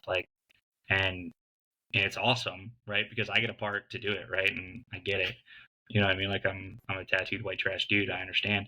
You know what I mean? I know what I look like. It's fine. So, but getting them into there, dude, it's so rewarding. Honestly, and I get to talk to all these affiliates and I get to talk to all these women and do this. And I'm so excited to start getting out to some of these events too. And just seeing it with them and looking at the difference. And Chris can attest to that shit too, because he went out to the last tactical games and he was watching all these dudes bounce around. I was going to say, you can if you want. But there are certain companies out there that might just be, numbers and such, that make really, really shitty gear. And, he was out there watching. He's like, dude, you're wearing $200 Hokas. You're wearing $70 compression socks. And you're wearing all this crazy gear. You have $500-$600 of athletic gear on and a $35 Amazon carrier. You know what I mean? And he knows exactly what I'm talking about because he came back pissed from that event. It's talk about that, Chris. Talk about the events that you're putting on. I know you just did one last weekend, right, in Boise? So the most recent one was definitely the tactical games, right? And what Mark was talking about with the overall, the gear dose. Yeah, just the equipment alone, and you wonder if are they being educated, right? I think that's what Mark and I always talk about. Are they being educated on the product that they have? Because I think that's just something that we just go off word of mouth by Joe or our friend, right? Just okay, cool, you wear that, I wear that, or I look at the higher competitors and they market it better, but and that's what is frustrating to me. And whenever I'm seeing this and something that is so uncomfortable, then why not just give other companies a chance? And then we should be educating them on why it is so different. And I would, to talk about the tactical games though, I was impressed by every single competitor out there and just how much it takes. And I'm just so familiar with those squad competitions that we do at the range, but like I said, we just came back frustrated with the overall just the equipment alone, and we could be doing better as an industry to making sure hey, if you did or if you have the know-how, why not provide that knowledge, right? And I think to speak to that a little bit too, what's frustrating about that is if you're wearing uncomfortable gear, it makes you not want to participate in the events that are going on. It ruins the experience for you, right? And we could use, I don't know, competition shooting as an example of that. If you're using the wrong fucking holster and you're playing 3-gun or something like that, right? That's going to be the difference in you having a good experience and a horrible fucking experience and really embarrassing yourself on the range. So, I think you guys are right on track with what you're doing. And I'm so, how well have you released female cut carriers? Oh yeah, man. Thus far? The first things that we started cranking out, honestly, obviously, right, we make carriers for men too. You know what I mean? Like, cool story, bro. Like, everybody does. You know what I mean? But like, how are we going to be different? Is like, yeah, we've been pumping those out. I got a partnership right now with Predator Armor. They are doing true 8x10 plates that'll fit better for women. They're doing them in everything that they do for their plates. So all the way down from, you know, their soft armor all the way up to their level 4s. And working with those dudes, like, they're awesome people. Like the Christian brothers are just, they're kind of the shit. I was just on the phone with them earlier today, talking about doing bigger and better things. You know what I mean? More to follow. But like, it's just what's the feedback that you're getting from women? Dude, they fucking love it, man. Like, they love it. They're like, this is so much different. It is so much more comfortable. And getting out there. So we're getting out to a couple of the bigger like fitness things, going out west. Like, I've got one over here. I'm going to War Hippies. I don't know, it's out here. But I'm going down there with like a bunch of the Draco boys and doing all that stuff, right? And plugging those dudes in and getting out there. So, and to just get out there and show some of the vests off. And I'm going to roll out there like this. Yeah. So, like, most people don't know too, the major benefit that we do with our things, they actually fit tall boys, just in case anybody was wondering. So like, you can carry 9 tall boys on your person at any time. I'm not saying that I condone, you know, like drinking 9 tall boys at once. But just saying that they do fit. And the elasticity goes right back. It's pretty fantastic. So if you catch me on 4th of July, I'll probably be sitting in a kiddie pool strapped in exactly this, and probably a lot of beer and some ice in the pool because I'm gonna get hot. It's Georgia. But I think just getting out to those events and physically seeing that stuff and supporting the women out there and doing that is huge. Yeah, but then for sure. We need to continue innovating, right? Like, and I kind of explained it earlier, the next steps, right? Because I didn't create an LLC. This isn't a small business. This is C Corp, man. So I started this as a corporate structure, and I did it on purpose. Because I know where this is going to go and what it's going to do. And I think just being able to share that vision and push it out to make people truly understand who we are is one of the most important things we can do off the rip. Because, yeah, we're doing things different, right? Like, we make carriers that are different, right? Like, obviously I'm rocking a retro rifle carrier, but like, I don't think anybody else does it. Oh wait, that's right. Nobody else fucking does it. You know what I'm saying? Like, we're going to get some other things too, right? Like, I've got a couple other, like the jazzy shirt and the Boogaloo Boy shirts, whatever they want to call them. And we're going to get out there and start just doing some matching stuff. But like, this stuff didn't actually come from just making like cool and jazzy carriers. It actually came from like serving at the Miami Police Department. Right. So that's actually the first ones that kind of hit us up for something like this, was because they're doing low vis ops. Right. So, and we want to get into like definitions of camouflage and different things like that. Because I mean, in all reality, right, like, if I took this chest panel off and I just threw a standard panel over it, like, you really wouldn't be able to tell that I'm wearing. Dude, I've been sitting here watching you, and the pattern on the vest actually seamlessly meshes with like the pattern on your right that's shoulder. Exactly it's awesome. Like, you can see it. You know what I'm saying? Like, that's carrier, baby. So, and obviously everything here is still all very compliant and everything like that. So, and that's what we do. We run a very compliant facility. We make sure it's all made in America. It's all done right here in the shop. We don't outsource shit. Everything's done here. And that's a big thing that I have, right? I have trust issues. So, you know what I mean? I think that's a good trust issue. I don't disagree. Because I like your QA/QC that you're talking about with the red seams. If you see red seams, that shit is no go. It's going back to the floor or whatever. But also, you have a certain element of control when, I assume you're working in the manufacturing facility, right? So you're there every day. So like, just your presence there alone ensures that the right thing's getting done, because they don't know when you're going to walk through that door and come check something out, right? So there's times a day. And there's no time for them to fuck off, right? Like we all know how privates are in the Army, right? Like, sergeant walks away, they will play, right? And I'll tell you that though, right? Like, I brought this up earlier, right? Like, I don't know shit about sewing, man. Like, I don't know. I've learned a dramatic amount. I've learned way more than I wanted to. Like, dude, we're gonna make Chris some like really, really adorable like red chonies here soon. For 4th of July, they're gonna look spectacular. He's gonna look so great. I'm so excited. Out of control. Yeah, sorry. All right, I'll dial it back in, Chris. Thanks. Hey, I don't know. No. Time out, because Chris, you want to talk about out of control on 4th of July? I've got some stories that we could tell from our time right after Afghanistan on a boat downtown Seattle for 4th of July. I saw You a talk photo about from that, shit actually. getting. Have you seen the I photo believe I of saw me it. and Chris? Me and Chris are standing on the bow of this boat with American flags tied around our necks, Titanic and that shit. And what was cool about that whole experience is me, Chris, it was me, Chris, and Wesley Williams were the only 3 Army dudes on this entire boat. And I think we were all fucking drunk before we ever took off. The people pouring drinks down our throat. What a night, dude. I don't even remember half the night, but Chris has been known to get wild on 4th of July. So Red Chonies has not surprised me. Oh, it's in going to the be a least. full, red, white, and blue thon. So Yeah, hell yeah. Right up Chris's I alley know for it. sure. I noticed. Now they're going to know. Yeah, we're just putting you out there, Chris. Sorry. So not only do you have the brand merchandising business, you've got Grey Group, but you're also deeply involved with QRFup.org, helping veterans in crisis. So you are on the board of directors of that. I remember just a couple of weeks ago when you put that on LinkedIn. I think I even probably commented on it. I don't know. But tell us about QRF Up and why that's so important to you.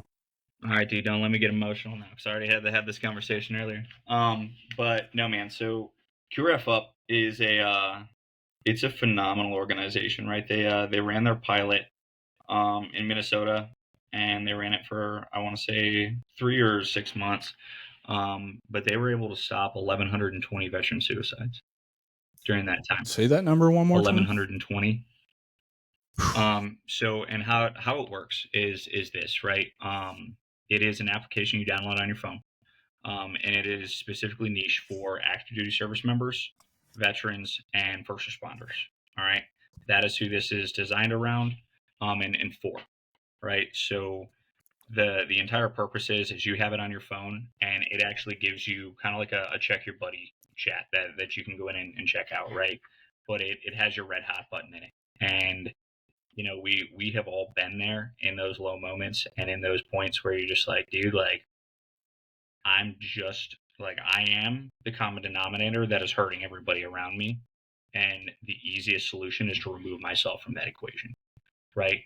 And that's kind of the best way that I can describe those feelings of when, that darkness creeps in and you begin to gain those suicidal thoughts and it runs that way. And you can go in there and you know that's happening, and you know that your chemistry's off, and you know that that's there, right? Like, we are still coherent of it, but we are in that place, and you can tap that red button on it, and it puts you directly in touch with a therapist or mental health professional, and you get to sit there and talk with them, all right, and they're going to do it, and you can work through whatever you can with them. And then that mental health professional has an option, right? Of like, okay, hey, look, I think we're able to work through this, and you were able to kind of resolve this between you and I. I'm going to set this timer up, and it's for 2 hours or 3 hours, whatever their assessment is at that point. And you are going to call me back, and we're going to talk again, right? Or if you don't call me back, I'm sending the QRF Up response team, all right? To go find you and go do that and help. Because how many times do we ever get on a hotline or a phone or anything like that, and they're like, oh yeah, cool, I'm good, like, whatever, fuck you, and I'm gonna go do whatever I want. All right. The existing hotlines are a fucking joke. Yeah. And then as well too, right, if that provider is like, hey man, like, nope, like, I don't think we can get off the phone, we need to send somebody to come actually intervene with you. They're sending volunteers that have gone through our training and done that, and they're veterans, they're our brothers, they're who we want to come help us in those moments, and it puts out a blast with anybody within 100 miles, right, who is a responder, and then they will come get to you, right, and we're working all the details out of like getting them like a gas gift card and like getting those different things to help go do that. You know what I mean? Because we're all struggling too, right? Like, we get it. And it's going to be dudes like us who are going to be these responders who are going to go help them and get out there and actually show up and be like, hey man, like, what's going on? And I'd much rather be it, you know what I mean, like one of us coming up and coming to help me than having the cops knock on my door, which is only going to escalate the situation even further. Because when I'm already in a flight or fright response and I'm already at that level, you showing up, and I understand they have to protect themselves, they have to do those things, right? I understand the hospitals have to do that. I get it. But there's such a stigma around PTSD in veterans that they immediately come in with this, and how many dudes end up getting locked up. Like, I know a bunch of them who they were in those moments, they were drunk, they were armed, they were just not in that right point, and they showed up and the police escalated the situation. Not saying that I don't just believe in that the cops are there to do the right thing and to help, but in that moment, in our minds, that wasn't it. And I hit my fight or flight response, and I'm telling you right now, I'm fucking fighting, right? And like, well, guess what? And I just got hemmed up for assaulting a police officer and insulting a peace officer. You know what I mean? Like, and I'm gonna go sit in county for the next 6-7 months. And there's just something about a veteran brother or sister showing up, right, that automatically seems to de-escalate the situation, right? Like, I don't know. I can speak for myself. When I was like that, if it would have been a brother or sister that had just served, it would have been a much different situation. It would have been kind of instant chill out, some element of knowing that I'm safe to kind of break that fight or flight. So, I need to know how to become a part of this as part of the response team, because obviously I'm in a position to do that, and I would love to do that because it's what I do here. And that's awesome, man. So, how do you balance all of the business and the volunteer work with QRF.org? Caffeine and no sleep, brother. Right? That's not the right answer. I know, right? Look, I'm a pillar of health, boys. He's not wrong. No, man. Honestly, just being truthful, right? That is where it's at right now. You know, like it is that. And that's only half the shit I have on my plate. Like, I work in the with a couple foundations as well too for anti-human trafficking, as well as we're kicking off our own foundation and 501c3 and 501c11 currently, to actually put up 5 training centers as well as rehabilitation centers within the United States. So, Adam, I think you might have a bigger piece in this because one of them is going in Florida. It's on the other side of the state. Let me know, brother. Like, we'll figure it out. But like, we're doing that, and I want it to really look at it and go around the aspect of like, hey, like, we need to provide retreats for veterans in the United States, and if we can do it on tribal land, guess what? Like, we can get other things done that the Fed can't tell us we can't. So I think that ties into really what you've been talking about and what you're preaching with it. But then as well too for victims of human trafficking, and then, you know, there needs to be a program for that, because this aftercare that's out there is trash, man. And there's a lot of programs out there, and I'm not bad mouthing anybody else out there trying to make a difference. You know what I mean? But like, there's not enough of it, and so many people turn their fucking nose up at it, and it's disgusting, dude. Like, it's gross. Like, just it's no different than starting this, right? To just to help our brothers and sisters who are either transitioning or have transitioned. It's like, identify the problem and then look for solutions to the problem, and you're not finding any out there. Okay, I'll be the solution to the problem. I don't have a fucking clue what I'm doing, but I am a veteran and I do want to help, so I'll figure it out, and I'll create something to get it fucking done. You know what I mean? Like, and I preach this all the time, man. It's like, if you put the right people around the table and in the room, you are going to get shit done. All right. Every time. It comes whether we're building products, right? Like, I was showing you one of our plates that we got coming out, and I'm going to hook you up here in a second. You know what I mean? Like, we're coming out with, you know, a complete women's apparel line, and a complete, like, we're getting rid of inner belts, dude. Like, why aren't we putting them on a regular belt? Or why aren't we just seaming that into the pants? Like, that's stupid. It's a simple problem, right? Like just people that apply a little bit of common sense to things, but they're like, oh, but then my profit margin goes down. Like, well, why don't you just fucking be better and make better products, right? Like, whatever happened to the American dream? Oh, well, I guess fucking look at that. So, you know what I mean? Like, but if we just get the right people in to do these things and build those teams, right? So, and actually, I told Ram. So Ram is he's the founder of QRF. I told him I was going to tell you all this. So Ram and I text almost every day.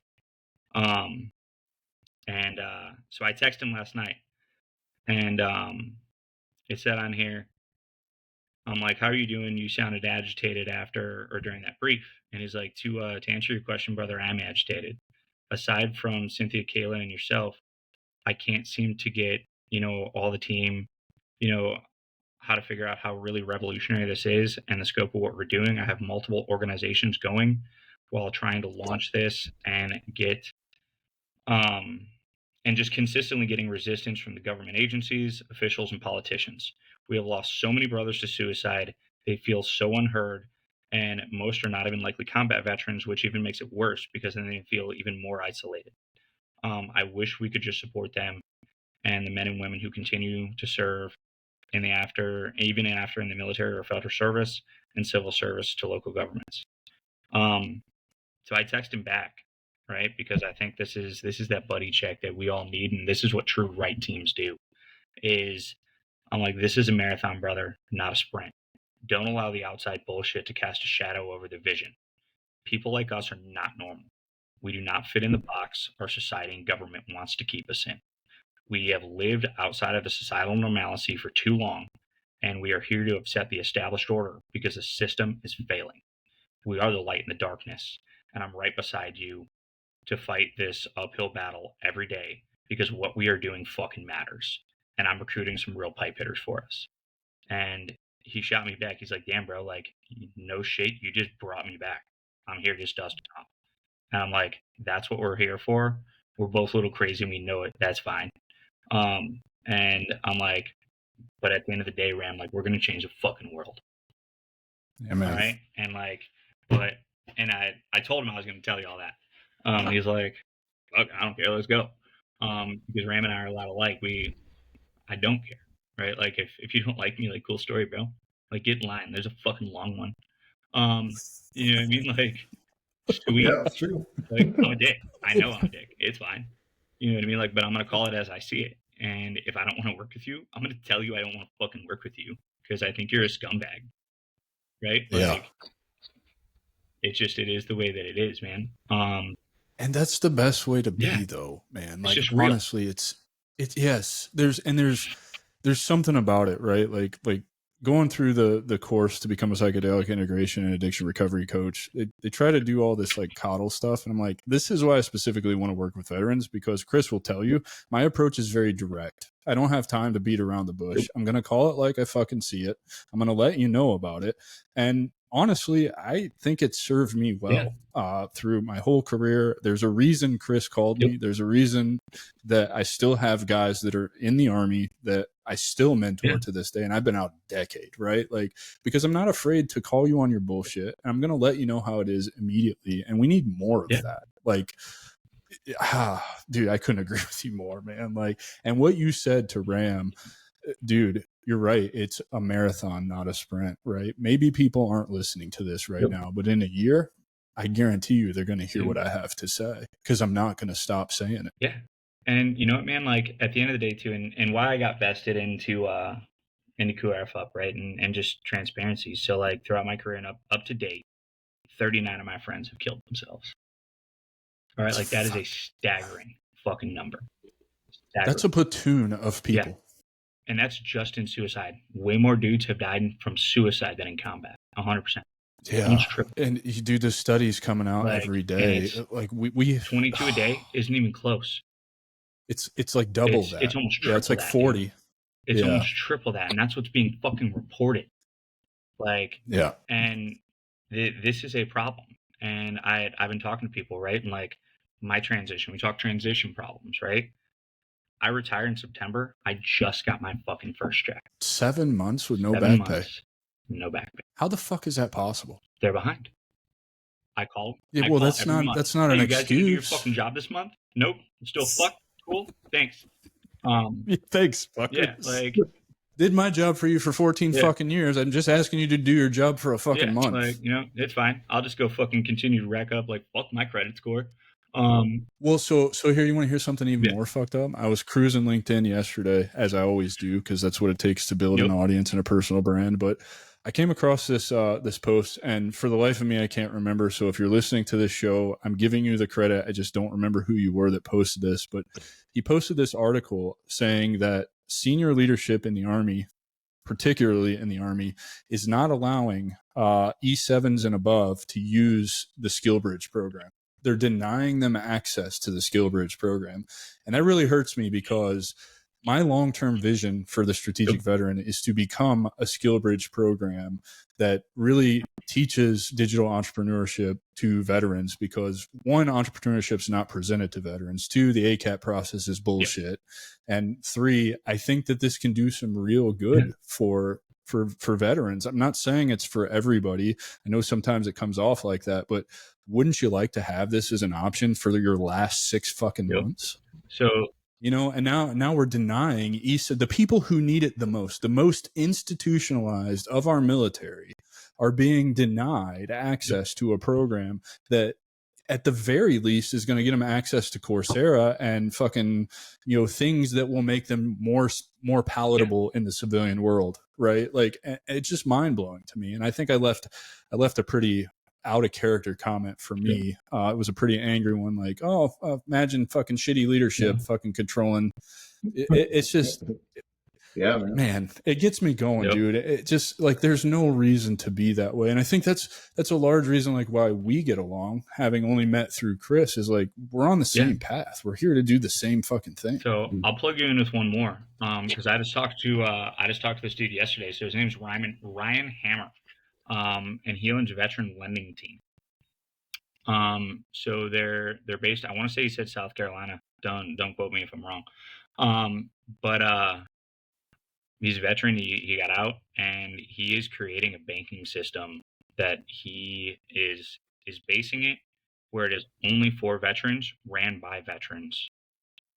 That's it. Hell yeah. And when dudes need help and they need monetary things, whether it's for their businesses, whether it's for buying a house, whether it's for getting into other things, like, and because they know, look at me, dude, like, I got a 500 credit score right now, dude. Like, because I just spent 7 months without a paycheck. They turned off my TRICARE on me twice. Think about that, because where do you pay your TRICARE? It comes directly out of your check. You can't just call and pay TRICARE. I had to fight with them to let me pay the $150 just to turn my TRICARE back on. You know what I mean? Like, I had to take 2 personal loans and sell my fucking house, right, just to make ends meet. You know what I mean? And then I fired a business all on top of it. I'm fucked. But we'll dig out of this. We'll be fine. Right. You know what I mean? And that's the attitude you have to have. And it is, right? Yeah, like, I'll dig out of this. Things will always come back. And they absolutely do. And as long as you're doing things for the right reasons. But Ryan and I were talking about this exact thing yesterday. Sorry, I told you my dog was going to come in and I lost that bet. I didn't lose it. I agreed with you. I closed the door and now he's getting really upset. But him and I were talking about that, and he's like, dude, that is an easy fix, man. Like, we can absolutely get like a personal loan done up at like a super low interest rate, and as their back pay comes in, everything comes in, like, they're good. Because we know what they're getting for disability. We already know it. We can underwrite that, right? They still got to play in the laws of banking, right? There are rules, right? And he brought it up too. He's like, because we were talking about gray group, we were talking about, you know, gray zone and all that different shit. And he's like, dude, like, you have to operate in the gray to protect our people, because things aren't just straight black and white. He's like, in traditional banking right now is fucked. And he's like, and it's I'm so going bad, after him, dude. And so he's actually right now, and just to plug him in, like, I'm switching all my banking over to him, because, like, fuck Wells Fargo. Like, they're trash. I won't use USA or Navy Fed anymore, because they're fucking trash pandas. You know what I mean? Like, I've never liked USA, like, ever. They're trash pandas, dude. But like, I'm switching all my shit over to Ryan here in the next week, hands down about it. And I'm like, hey man, like, I've got these projects on the horizon and I need funding, dude. And he's like, get me the proposals of it all, get me, and I'll put it in front of investors, and I'll hunt grants for you, and we'll get this done, because I want to be working for dudes like you, and we need to support you as you're supporting us. And I'm like, fucking done, dude. Say no more, dude. You know what I mean? Like, no, dude, that's like, awesome. Adam, honestly, this is a dude you need to reach out to and get him on here and start doing his stuff, because absolutely, man. This is what this is. This is our first conversation together, Mark. It was like, I want to partner with dudes like you who are on the same path. And your words to me were, Chris says you're a good dude. You're a good dude. And I want to help my brothers and sisters. Like that was the end of the conversation. It was like, yeah, I'll send you some shit. You promote me, I'll promote you. We'll put you on the website, everything else. I'll connect you with people. Excited about the beginning of next year. Man, am I excited about that. So excited about that. But this is my point, right? This is why I'm creating the Stronghold that launches on August 1st, to bring veterans in at a nominal fee, because it still costs me money and time to do things, but to give you access to networking opportunities, to connect you with people like Mark and Chris and Rod and anybody else I've had on this show, to get you just unparalleled resources all in one spot as we continue to gather them. And I continue to talk to people like this and opportunities, and they're eventually teach you how to get your SDVOB so you can take government contracts, because that's like the easiest. It is a pain in the ass, but it's really like there are people out there that are willing to help you do this, and it doesn't have to be as painful as you think it is.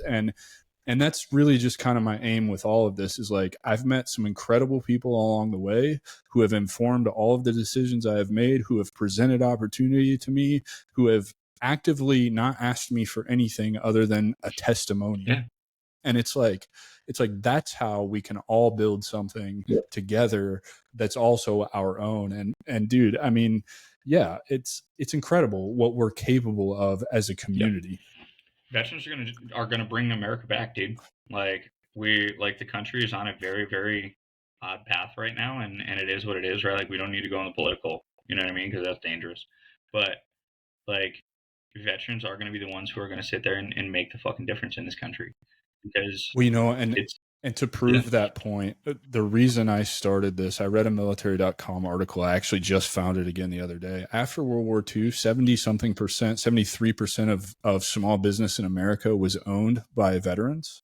That number after Korea fell to like 30-something%. Take a stab at what it is for post 9/11 veterans. I bet it's 80%. It's 80. How much? No. It's 6%. Wow. 6% of small businesses in the United States right now are owned by veterans. Wow. That's it. So to me, it immediately screamed education problem. Yep. Right? Because how do you have the greatest generation owning 73% of small business, and in 2 generations that has fallen to 6%? That means we have an education problem. No, 100%, man. Like 100%. And this is how we educate our community. Just if you're sitting on your couch feeling fucking miserable and sorry for yourself, stuck in that transition hole, this is what I would have needed to get out of that. I wouldn't have needed to go to Peru and do ayahuasca. I needed to see examples of guys talk about the shit that they went through, the shit that they had to deal with, how dark it got for them, and then see them doing shit like what you're doing with QRF Up and with Gray Group and with your branding business. And like, to know that that's possible and that I am capable, and to see somebody who walked the same path that I did, to me was like, that's how I can make a difference. And man, I'll be damned if I don't think that it's working. I really do think it's working. No, 100%. I think it's working. And honestly, like, at the end of the day, like, we're going to support our own. Right? Like, I don't care if you're going in direct competition with me in business. Like, I don't give a fuck. Like, that doesn't bother me at all. Because I had a dude over here the other day. He is in direct competition with me. And he's like, dude, I can't get some of this material. I can't get some of this. I just sent him a couple yards of it. My direct competition. Well, he ain't my direct competition. I'm a little bigger. But you know what I mean? Like, but he's building something to go along those routes. And I sent him some of my material so he can get his samples in. And because the shit you put in the universe comes back to you tenfold, and that's going to come back around. Man. And if we're not going to support our own, like, nobody else is going to do it. You don't belong in the fucking community anymore. You don't belong in the industry. And that's my problem with the industry. Because so many of these industry leaders now and in the 2A community, you're a bunch of fucking snobs. Like, you're a bunch of fucking snobs. Like, sorry. Like, you don't know your left and your right fucking limit anymore because you think your shit don't stink, dude. And I hate to break it to you. I don't care how many fucking things you won, how many things you did. Like, I'm coming for your ass. Because I'm going to make something better than you, and I'm going to fucking beat you every day because I'm willing to row every fucking day. And, man. Like, I work 90 hours a week, boys. Like, get on my fucking level. I don't even count, Like, to no, be I don't honest, anymore. dude. But I had to figure out a think for valuation me, for how much I'm worth. And it was a whole thing. It was terrible, actually.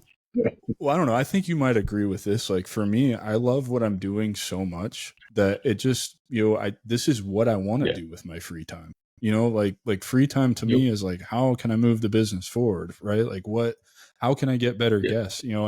And speaking to that, like some of the shit I've accomplished we all know I dropped the first episode of this show on May 1st. Shortly thereafter, I had some meeting with some podcasters just to learn what I didn't know, because that's what we do. And they pointed me to Podmatch, which is a platform where you can be a guest or a host, and you can find guests for your show and find people to host you as a guest on their show. And I started as a host on that platform. And as of talking to you right before we started, I checked it. I'm number 67 in the world on that platform, in the top 1.9%. And I honestly couldn't tell you how I do it. I just paid the $6 and I started reaching out to people, and magic started happening. So the other day, I built my guest profile because, as you know, to grow a podcast, you need to go on other people's podcasts. And within 5 minutes of my profile being public, I had 2 people reach out to me and book me as a guest on their podcast. And it's like, nice. Why did these other people tell me that this didn't bear any fruit for them? I've paid $12 for 2 months of being on this platform. I'm in the top 1.9% as a host, and I'm booking left and right guest appearances on other people's shows. They're not as soon as I would like, but it's still a win. Dude, it's work ethic. And like it's right, fucking exactly. work ethic, right? And what are we failing at as a country as a fucking whole, dude? It's work ethic. Nobody wants to put in fucking work, dude. Nobody wants it. They want everything for free, and they want a handout, and they want us to tell it's going to be all okay, and that they're super special. You're not fucking special. Nobody fucking cares. Fucking just do better. Like, I love that's a great segue into your values for everything that you do and your personal philosophy. And I know that Chris and I agree on this. But I just love how you put this. Your core values include just being a good dude. And bro, I haven't always been a good dude. In fact, I was a pretty terrible dude, and an angry dude. And I mean, Chris will tell you, he's seen me at some of my worst times. He's seen me at some of my best times. But since the ayahuasca journey, all I want to do is strive to be the best human I can to other humans. That's it. Like, and it's just like, be real, man. Just be transparent. Yeah, and when you figure that out, like, how much better does life get? It's so much simpler because, and like I said earlier, like, some people don't like me, man. That's okay. Like, I'm not going to lose sleep at night over it. Trust me, I'm losing sleep over other shit. You know what I mean? I ain't got time for that. But you don't have to lose sleep over trying to be someone that you're not either. I'm not going to sit here and fake it to make it, dude. Like, I'm just going to be who I am, and we're going to go and take fucking control of shit, and we're going to fix it, because that is who we are as senior non-commissioned officers, right? We find it, we see a problem, we we assess it, we move to whatever that friction point is, and we fucking fix it, and we get the goddamn job done. You know what I mean? Like, we just get it done. And and everybody looks at me like I'm fucking crazy, but that is what we do. You know what I mean? Like, and Chris fucking loves it, right? He's like, oh, here he goes. He's going on another tangent. Right? Like, because Chris always keeps me in line and keeps me in check and makes sure I don't, like, say too much stuff. Like, he is 100% like my, like, slow your ass down a little bit. You're going to get us in trouble. Would you call him your accountability partner? He absolutely is. Like, 100%. He definitely holds my feet to the fire all the time. And it's done, like, I couldn't, like, legitimately, like, I couldn't ask for, like, a better fucking partner in crime than my big brown buns Bobby over there. You know what I mean? Like, that's my nickname for him, if y'all didn't know. That goes from brown bear to brown buns. Oh, Jesus. I mean, have you seen that man in, like, some decent pants? Like, good Lord, he is handsome. Dude, I've seen yes. That's ridiculous. It's ridiculous because it's true. It is. And you love us both. That's a fact. You don't have a choice. You're 3 gentlemen. But no, man, like Chris, honestly, like talk about what it's like being an yeah. accountability partner to Mark, and like, what does that do for you as far as like your journey and learning business and all of that? Like, how has that affected you? And honestly, since that phone call right before I dropped the first episode of this podcast, how has it changed your life? I mean, it comes with just a different purpose, right? And with that, and having a conversation with somebody that, you know, is going, I'm not saying necessarily the same struggles, but wanting something more, right? And trying to figure that out. And that was what I got out of the conversation with Mark. And I know, and I felt, and I would never speak on his behalf on what he wanted to do. No, go ahead. But it gave me some purpose though, right? And so I didn't think of myself as much of an accountability buddy. And I could just remember being at the S3 shop when we were working there. And Mark would just be, you know, fully involved in whatever operation. And I was like, man, lighten up, dude. And he'd be like, not okay. Or, you know, and maybe it's that kind of accountability. And so, you know, Mark is very direct, right? We kind of have that yin and yang going on, you know, at times, but also that's like a switch, you know, like I said, it's reciprocal. And the fact that that is our relationship, that's our dynamic. And whenever we have conversations on what progression looks like, and even for us individually, right? The question was always, what are we? You know, it sounds really, you know, oh, what are we? who are we? What do we value? What do we want to surround ourselves around? It's like, okay, these guys are full of shit. But the thing is, these are really great questions to ask ourselves, right? I'm not saying that, you know, the universe is coming down and handing us like this golden light or anything. Like, we're just talking about who do we want to be today, and how do we end at that, you know, at that objective. So, and really the process with being his accountability buddy. I mean, Mark is a character, dude. He blows my mind just because he's so innovative, right? But then also there's this part of where he can just see 3 or 4 steps down, and you're just like, what? Where did that come from, dude? It's like, yeah, I'm already ahead of that, dude. I'm like, oh man, I'm like a sleeper or something, I guess. You know, like I'm not with you. It's like, that's what I've learned as far as the business aspect, you know, to answer that question. So, no, it's just been, Nice, it's been, you know, truly humbling, right? And just an amazing experience to have and be partnered up with Mark in this company. So, dude, awesome. Mark, for you, based on all your experiences, what advice do you have for veterans who are transitioning, interested in entrepreneurship, or just not falling so deep down the transition hole? Yeah, man. So first is like you gotta read, dude. Is knowing those programs before you get out. And there's such a flood of it because and don't think that you can just like make a phone call over to somebody and they're gonna have answers, because there's so many programs they have no fucking clue what they're talking about. And that's the truth. Like you have got to be like, okay, this is my situation. You need to do your research and read. And I get it. Like a lot of us don't like to do that. Like I'm the opposite. I read way too much. It's just what I do. I like to read dry shit too. I like to read doctrinal stuff. Yeah, I know, dude. I know. Like, you can keep that right? shit. Like it's all fun games. Like I went in and like rewrote a bunch of like UN doctrine stuff once. You know what I mean? Like I'm a published author. No big deal. So yeah, I mean, like I told y'all, I'm a nerd, man. There's nothing wrong with that. You know what I mean? Like it's one of those things that like you have to force yourself to do it, right? Like as NCOs and as officers and different things like that within the military, you're expected to understand, you know what I mean, what your military regulations are, right? Like you need to go through and you need to understand what those programs are, what they're there for, and how to best serve your soldiers as a servant leader. And if you're not doing that, you're not a fucking leader, right? Like get out the room and pack your shit up. So like you need to hold yourself accountable to that, and you need to actually dive into some of that stuff and figure out what they are out there and what to help you. And then 2 is like you need to start building your network immediately, right? Like stop and right, like don't get me wrong. All right, boys, I'm super far behind on the social medias. I get it. No big deal. I got like 100 followers now on Instagram on my personal one. So My mom's one. She tells me I'm special all the time. You know what I'm saying? But like, it's, dude, you have to do it. I know it sucks. I get it. I didn't like, I was on Googleable until about 6 months ago, man. And I prided myself in that, right? Like I really, really did. And I loved being that gray entity that just was out there and doing shit. But if you want to be successful in this world, like you have to get out there. Excuse me.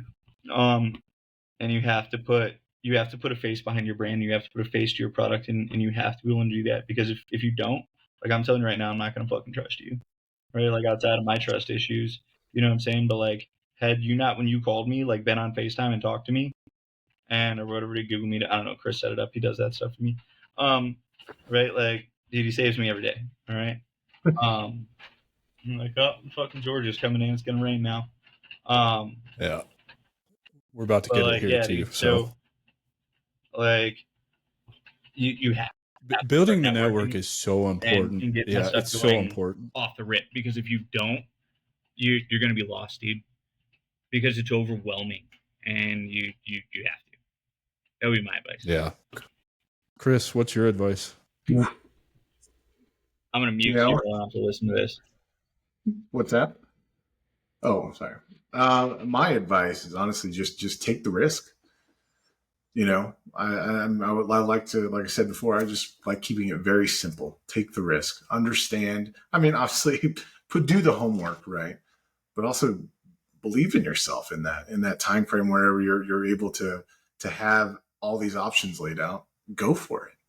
Look. I mean, don't go in blindly, but believe that there is something that is waiting for you on that side to where you can tackle that dream, right? So it's just my thing. Like I've been given opportunities for days, and sometimes I just don't listen to it. I don't want to hear it, and man, I'm like, I called up Mark. I was like, "What's going on?" I wanted to just congratulate you. Then he's like, "Here's a job offer." And I was like, "What the heck is that?" And so sometimes you just got to do it. You know, and as simple as that sounds, I don't want anyone to ever feel like it is that simple in a sense, but having the ability to just be confident with your own decisions, just get through the barrier and you'll see it's rewarding on the other side. Yeah, trust your gut from time to time, because it's usually, well, at least I've found that mine's usually 100% right all of the time. And I hate it. I mean, honestly, like I've gone against my gut several times in my life, and I can see exactly where I got burned with doing that. Like my instincts generally aren't wrong. And I think that's true for most people, particularly like what Mark was saying, building your network is so important because you're going to meet those people that are then going to be able to bounce your intuition off of and tell you that you're making the right decision, right? You don't get that without networking and meeting people outside of your comfort zone. And I'm 100% in on what both of you said. Stop being afraid of yourself and your intuition and take the risk. If you want to start a laser printing business and you do it for fun anyway, what do you have to lose at that point? Take the fucking risk, because it's so rewarding when you figure out how to make it work, because you're never going to have to work for somebody ever again, ever. You're going to get to do everything your way on your terms in your time, whatever that looks like to you. For Mark, it looks like working 19 hours a day, and being involved in probably way too much. Yeah. But if that works for him and he's happy doing that and he doesn't want to put a gun in his mouth, that's good enough for me, right? If being head of distribution for Grey Group Tactical is what works for Chris and it keeps me from getting phone calls like, "Hey man, I wanted to kill myself, I'm checking out of this program right now," then I'm all for it. Do that, because at the end of the day, that's what's going to keep you mentally fit and then ultimately physically fit and emotionally and spiritually fit and all of those things. So, Mark, tell everybody how we can get in touch with you, where we can find you, all that good stuff, so that they can go and run out and buy X-Fit plate carriers immediately and whip their ass into shape. Yeah, absolutely, man. So first you can just catch us over at greygrouptactical.com. It's GREY. Just for, those of you who can't spell and switch it back and forth. I know, look, the English language is hard. They flip-flop, you know what I mean? But yeah, no, catch us out at the website. You can also catch us at any of our social handles at Grey Group Tactical. We've got a bunch of stuff that we do on Instagram and getting things out. We've got a couple different like intel chats and different things y'all can jump in on and find it. You hit our website. It's got all of our social platform stuff on there. It's got my LinkedIn profile on there. It's got everything. And then if you guys are just interested in setting something up, jump on our calendars or just give us a call down at the shop. Our number is 520-4981. And I'm here a lot, right? Like 6 days a week, potentially 7. So I'm here quite a bit. Just give us a call, man, and come in and reach out. Like if you guys need help, you need to jump into different business advice. You know what I mean? You're looking for gear. You want to get out the range in the local area. That's cool. I've got like 57 affiliates right now that are repping some of our gear all the way across the different space, which is huge. And then we're going to be out at a bunch of different ranges. We got range days coming up. We've got a bunch of different stuff. Because we're going to take over the world, man, and just do better. Like, because that's what veterans are. Like, I love it, dude. I love it, dude. For both of you, any final announcements, advice, any final thoughts you want to leave the listeners with? Yeah, I'm gonna just go ahead and correct my buddy here, Mark. I'm actually from the Marshall Islands. Whatever. I still love your face. All right. You know, and what I love, I knew it was coming. I have to say that because everybody knows, like Dwayne Johnson, Dwayne The Rock Johnson. It's like Jason Momoa. It's like, hey, look at, that Islander dude. Like, first off, I know I don't look Islander. Whatever. I guess. But the Marshall Islands. Ramathorn. All right. That mustache does make it look like Ramathorn. So you got to get him a hat, dude. You got to get him a hat. Forever again. Because he just makes me so I think he needs to go the full. I think he needs the full beard, dude. I bet Chris can grow an amazing beard. It's super thick. It's super thick. Yeah, of course. Look at that mustache. And then I realize like I'm still a child and it's like patchy on the sides. So I'm just like, whatever. I got like an inch of like facial hair off this morning. I'm like, I should probably do this. I'm like, oh my god. Virginia hates this mustache. So it's for the 4th of July, man. I hope the viewers are going to have a good 4th of July. So hell yeah. Ladies and gentlemen, I give you Mark Messina from Grey Group Tactical and Chris Ingram also from Grey Group Tactical. Really appreciate you guys tuning in. Don't forget to like, rate, review, subscribe, download. Help us get this in front of 1 million veterans before I turn 40 on May 9th, 2025. Lofty goal, but if any community on the planet can do it, it's the veteran community. So Mark, Chris, thank you so much for joining me. Mark, grateful for the partnership, man, and all the opportunity that you're bringing with it. I'm so grateful for that and really appreciate it. I think this is the beginning of something beautiful for the future. And between us, brother. Brother. Don't you worry. But I am, man. I'm genuinely humbled and grateful that you would help me out and give me the opportunity to help you out, however that looks. And I appreciate the hell out of your time. I know you're a busy man, so thank you for doing this. And we'll catch you guys next time. Take care, everybody.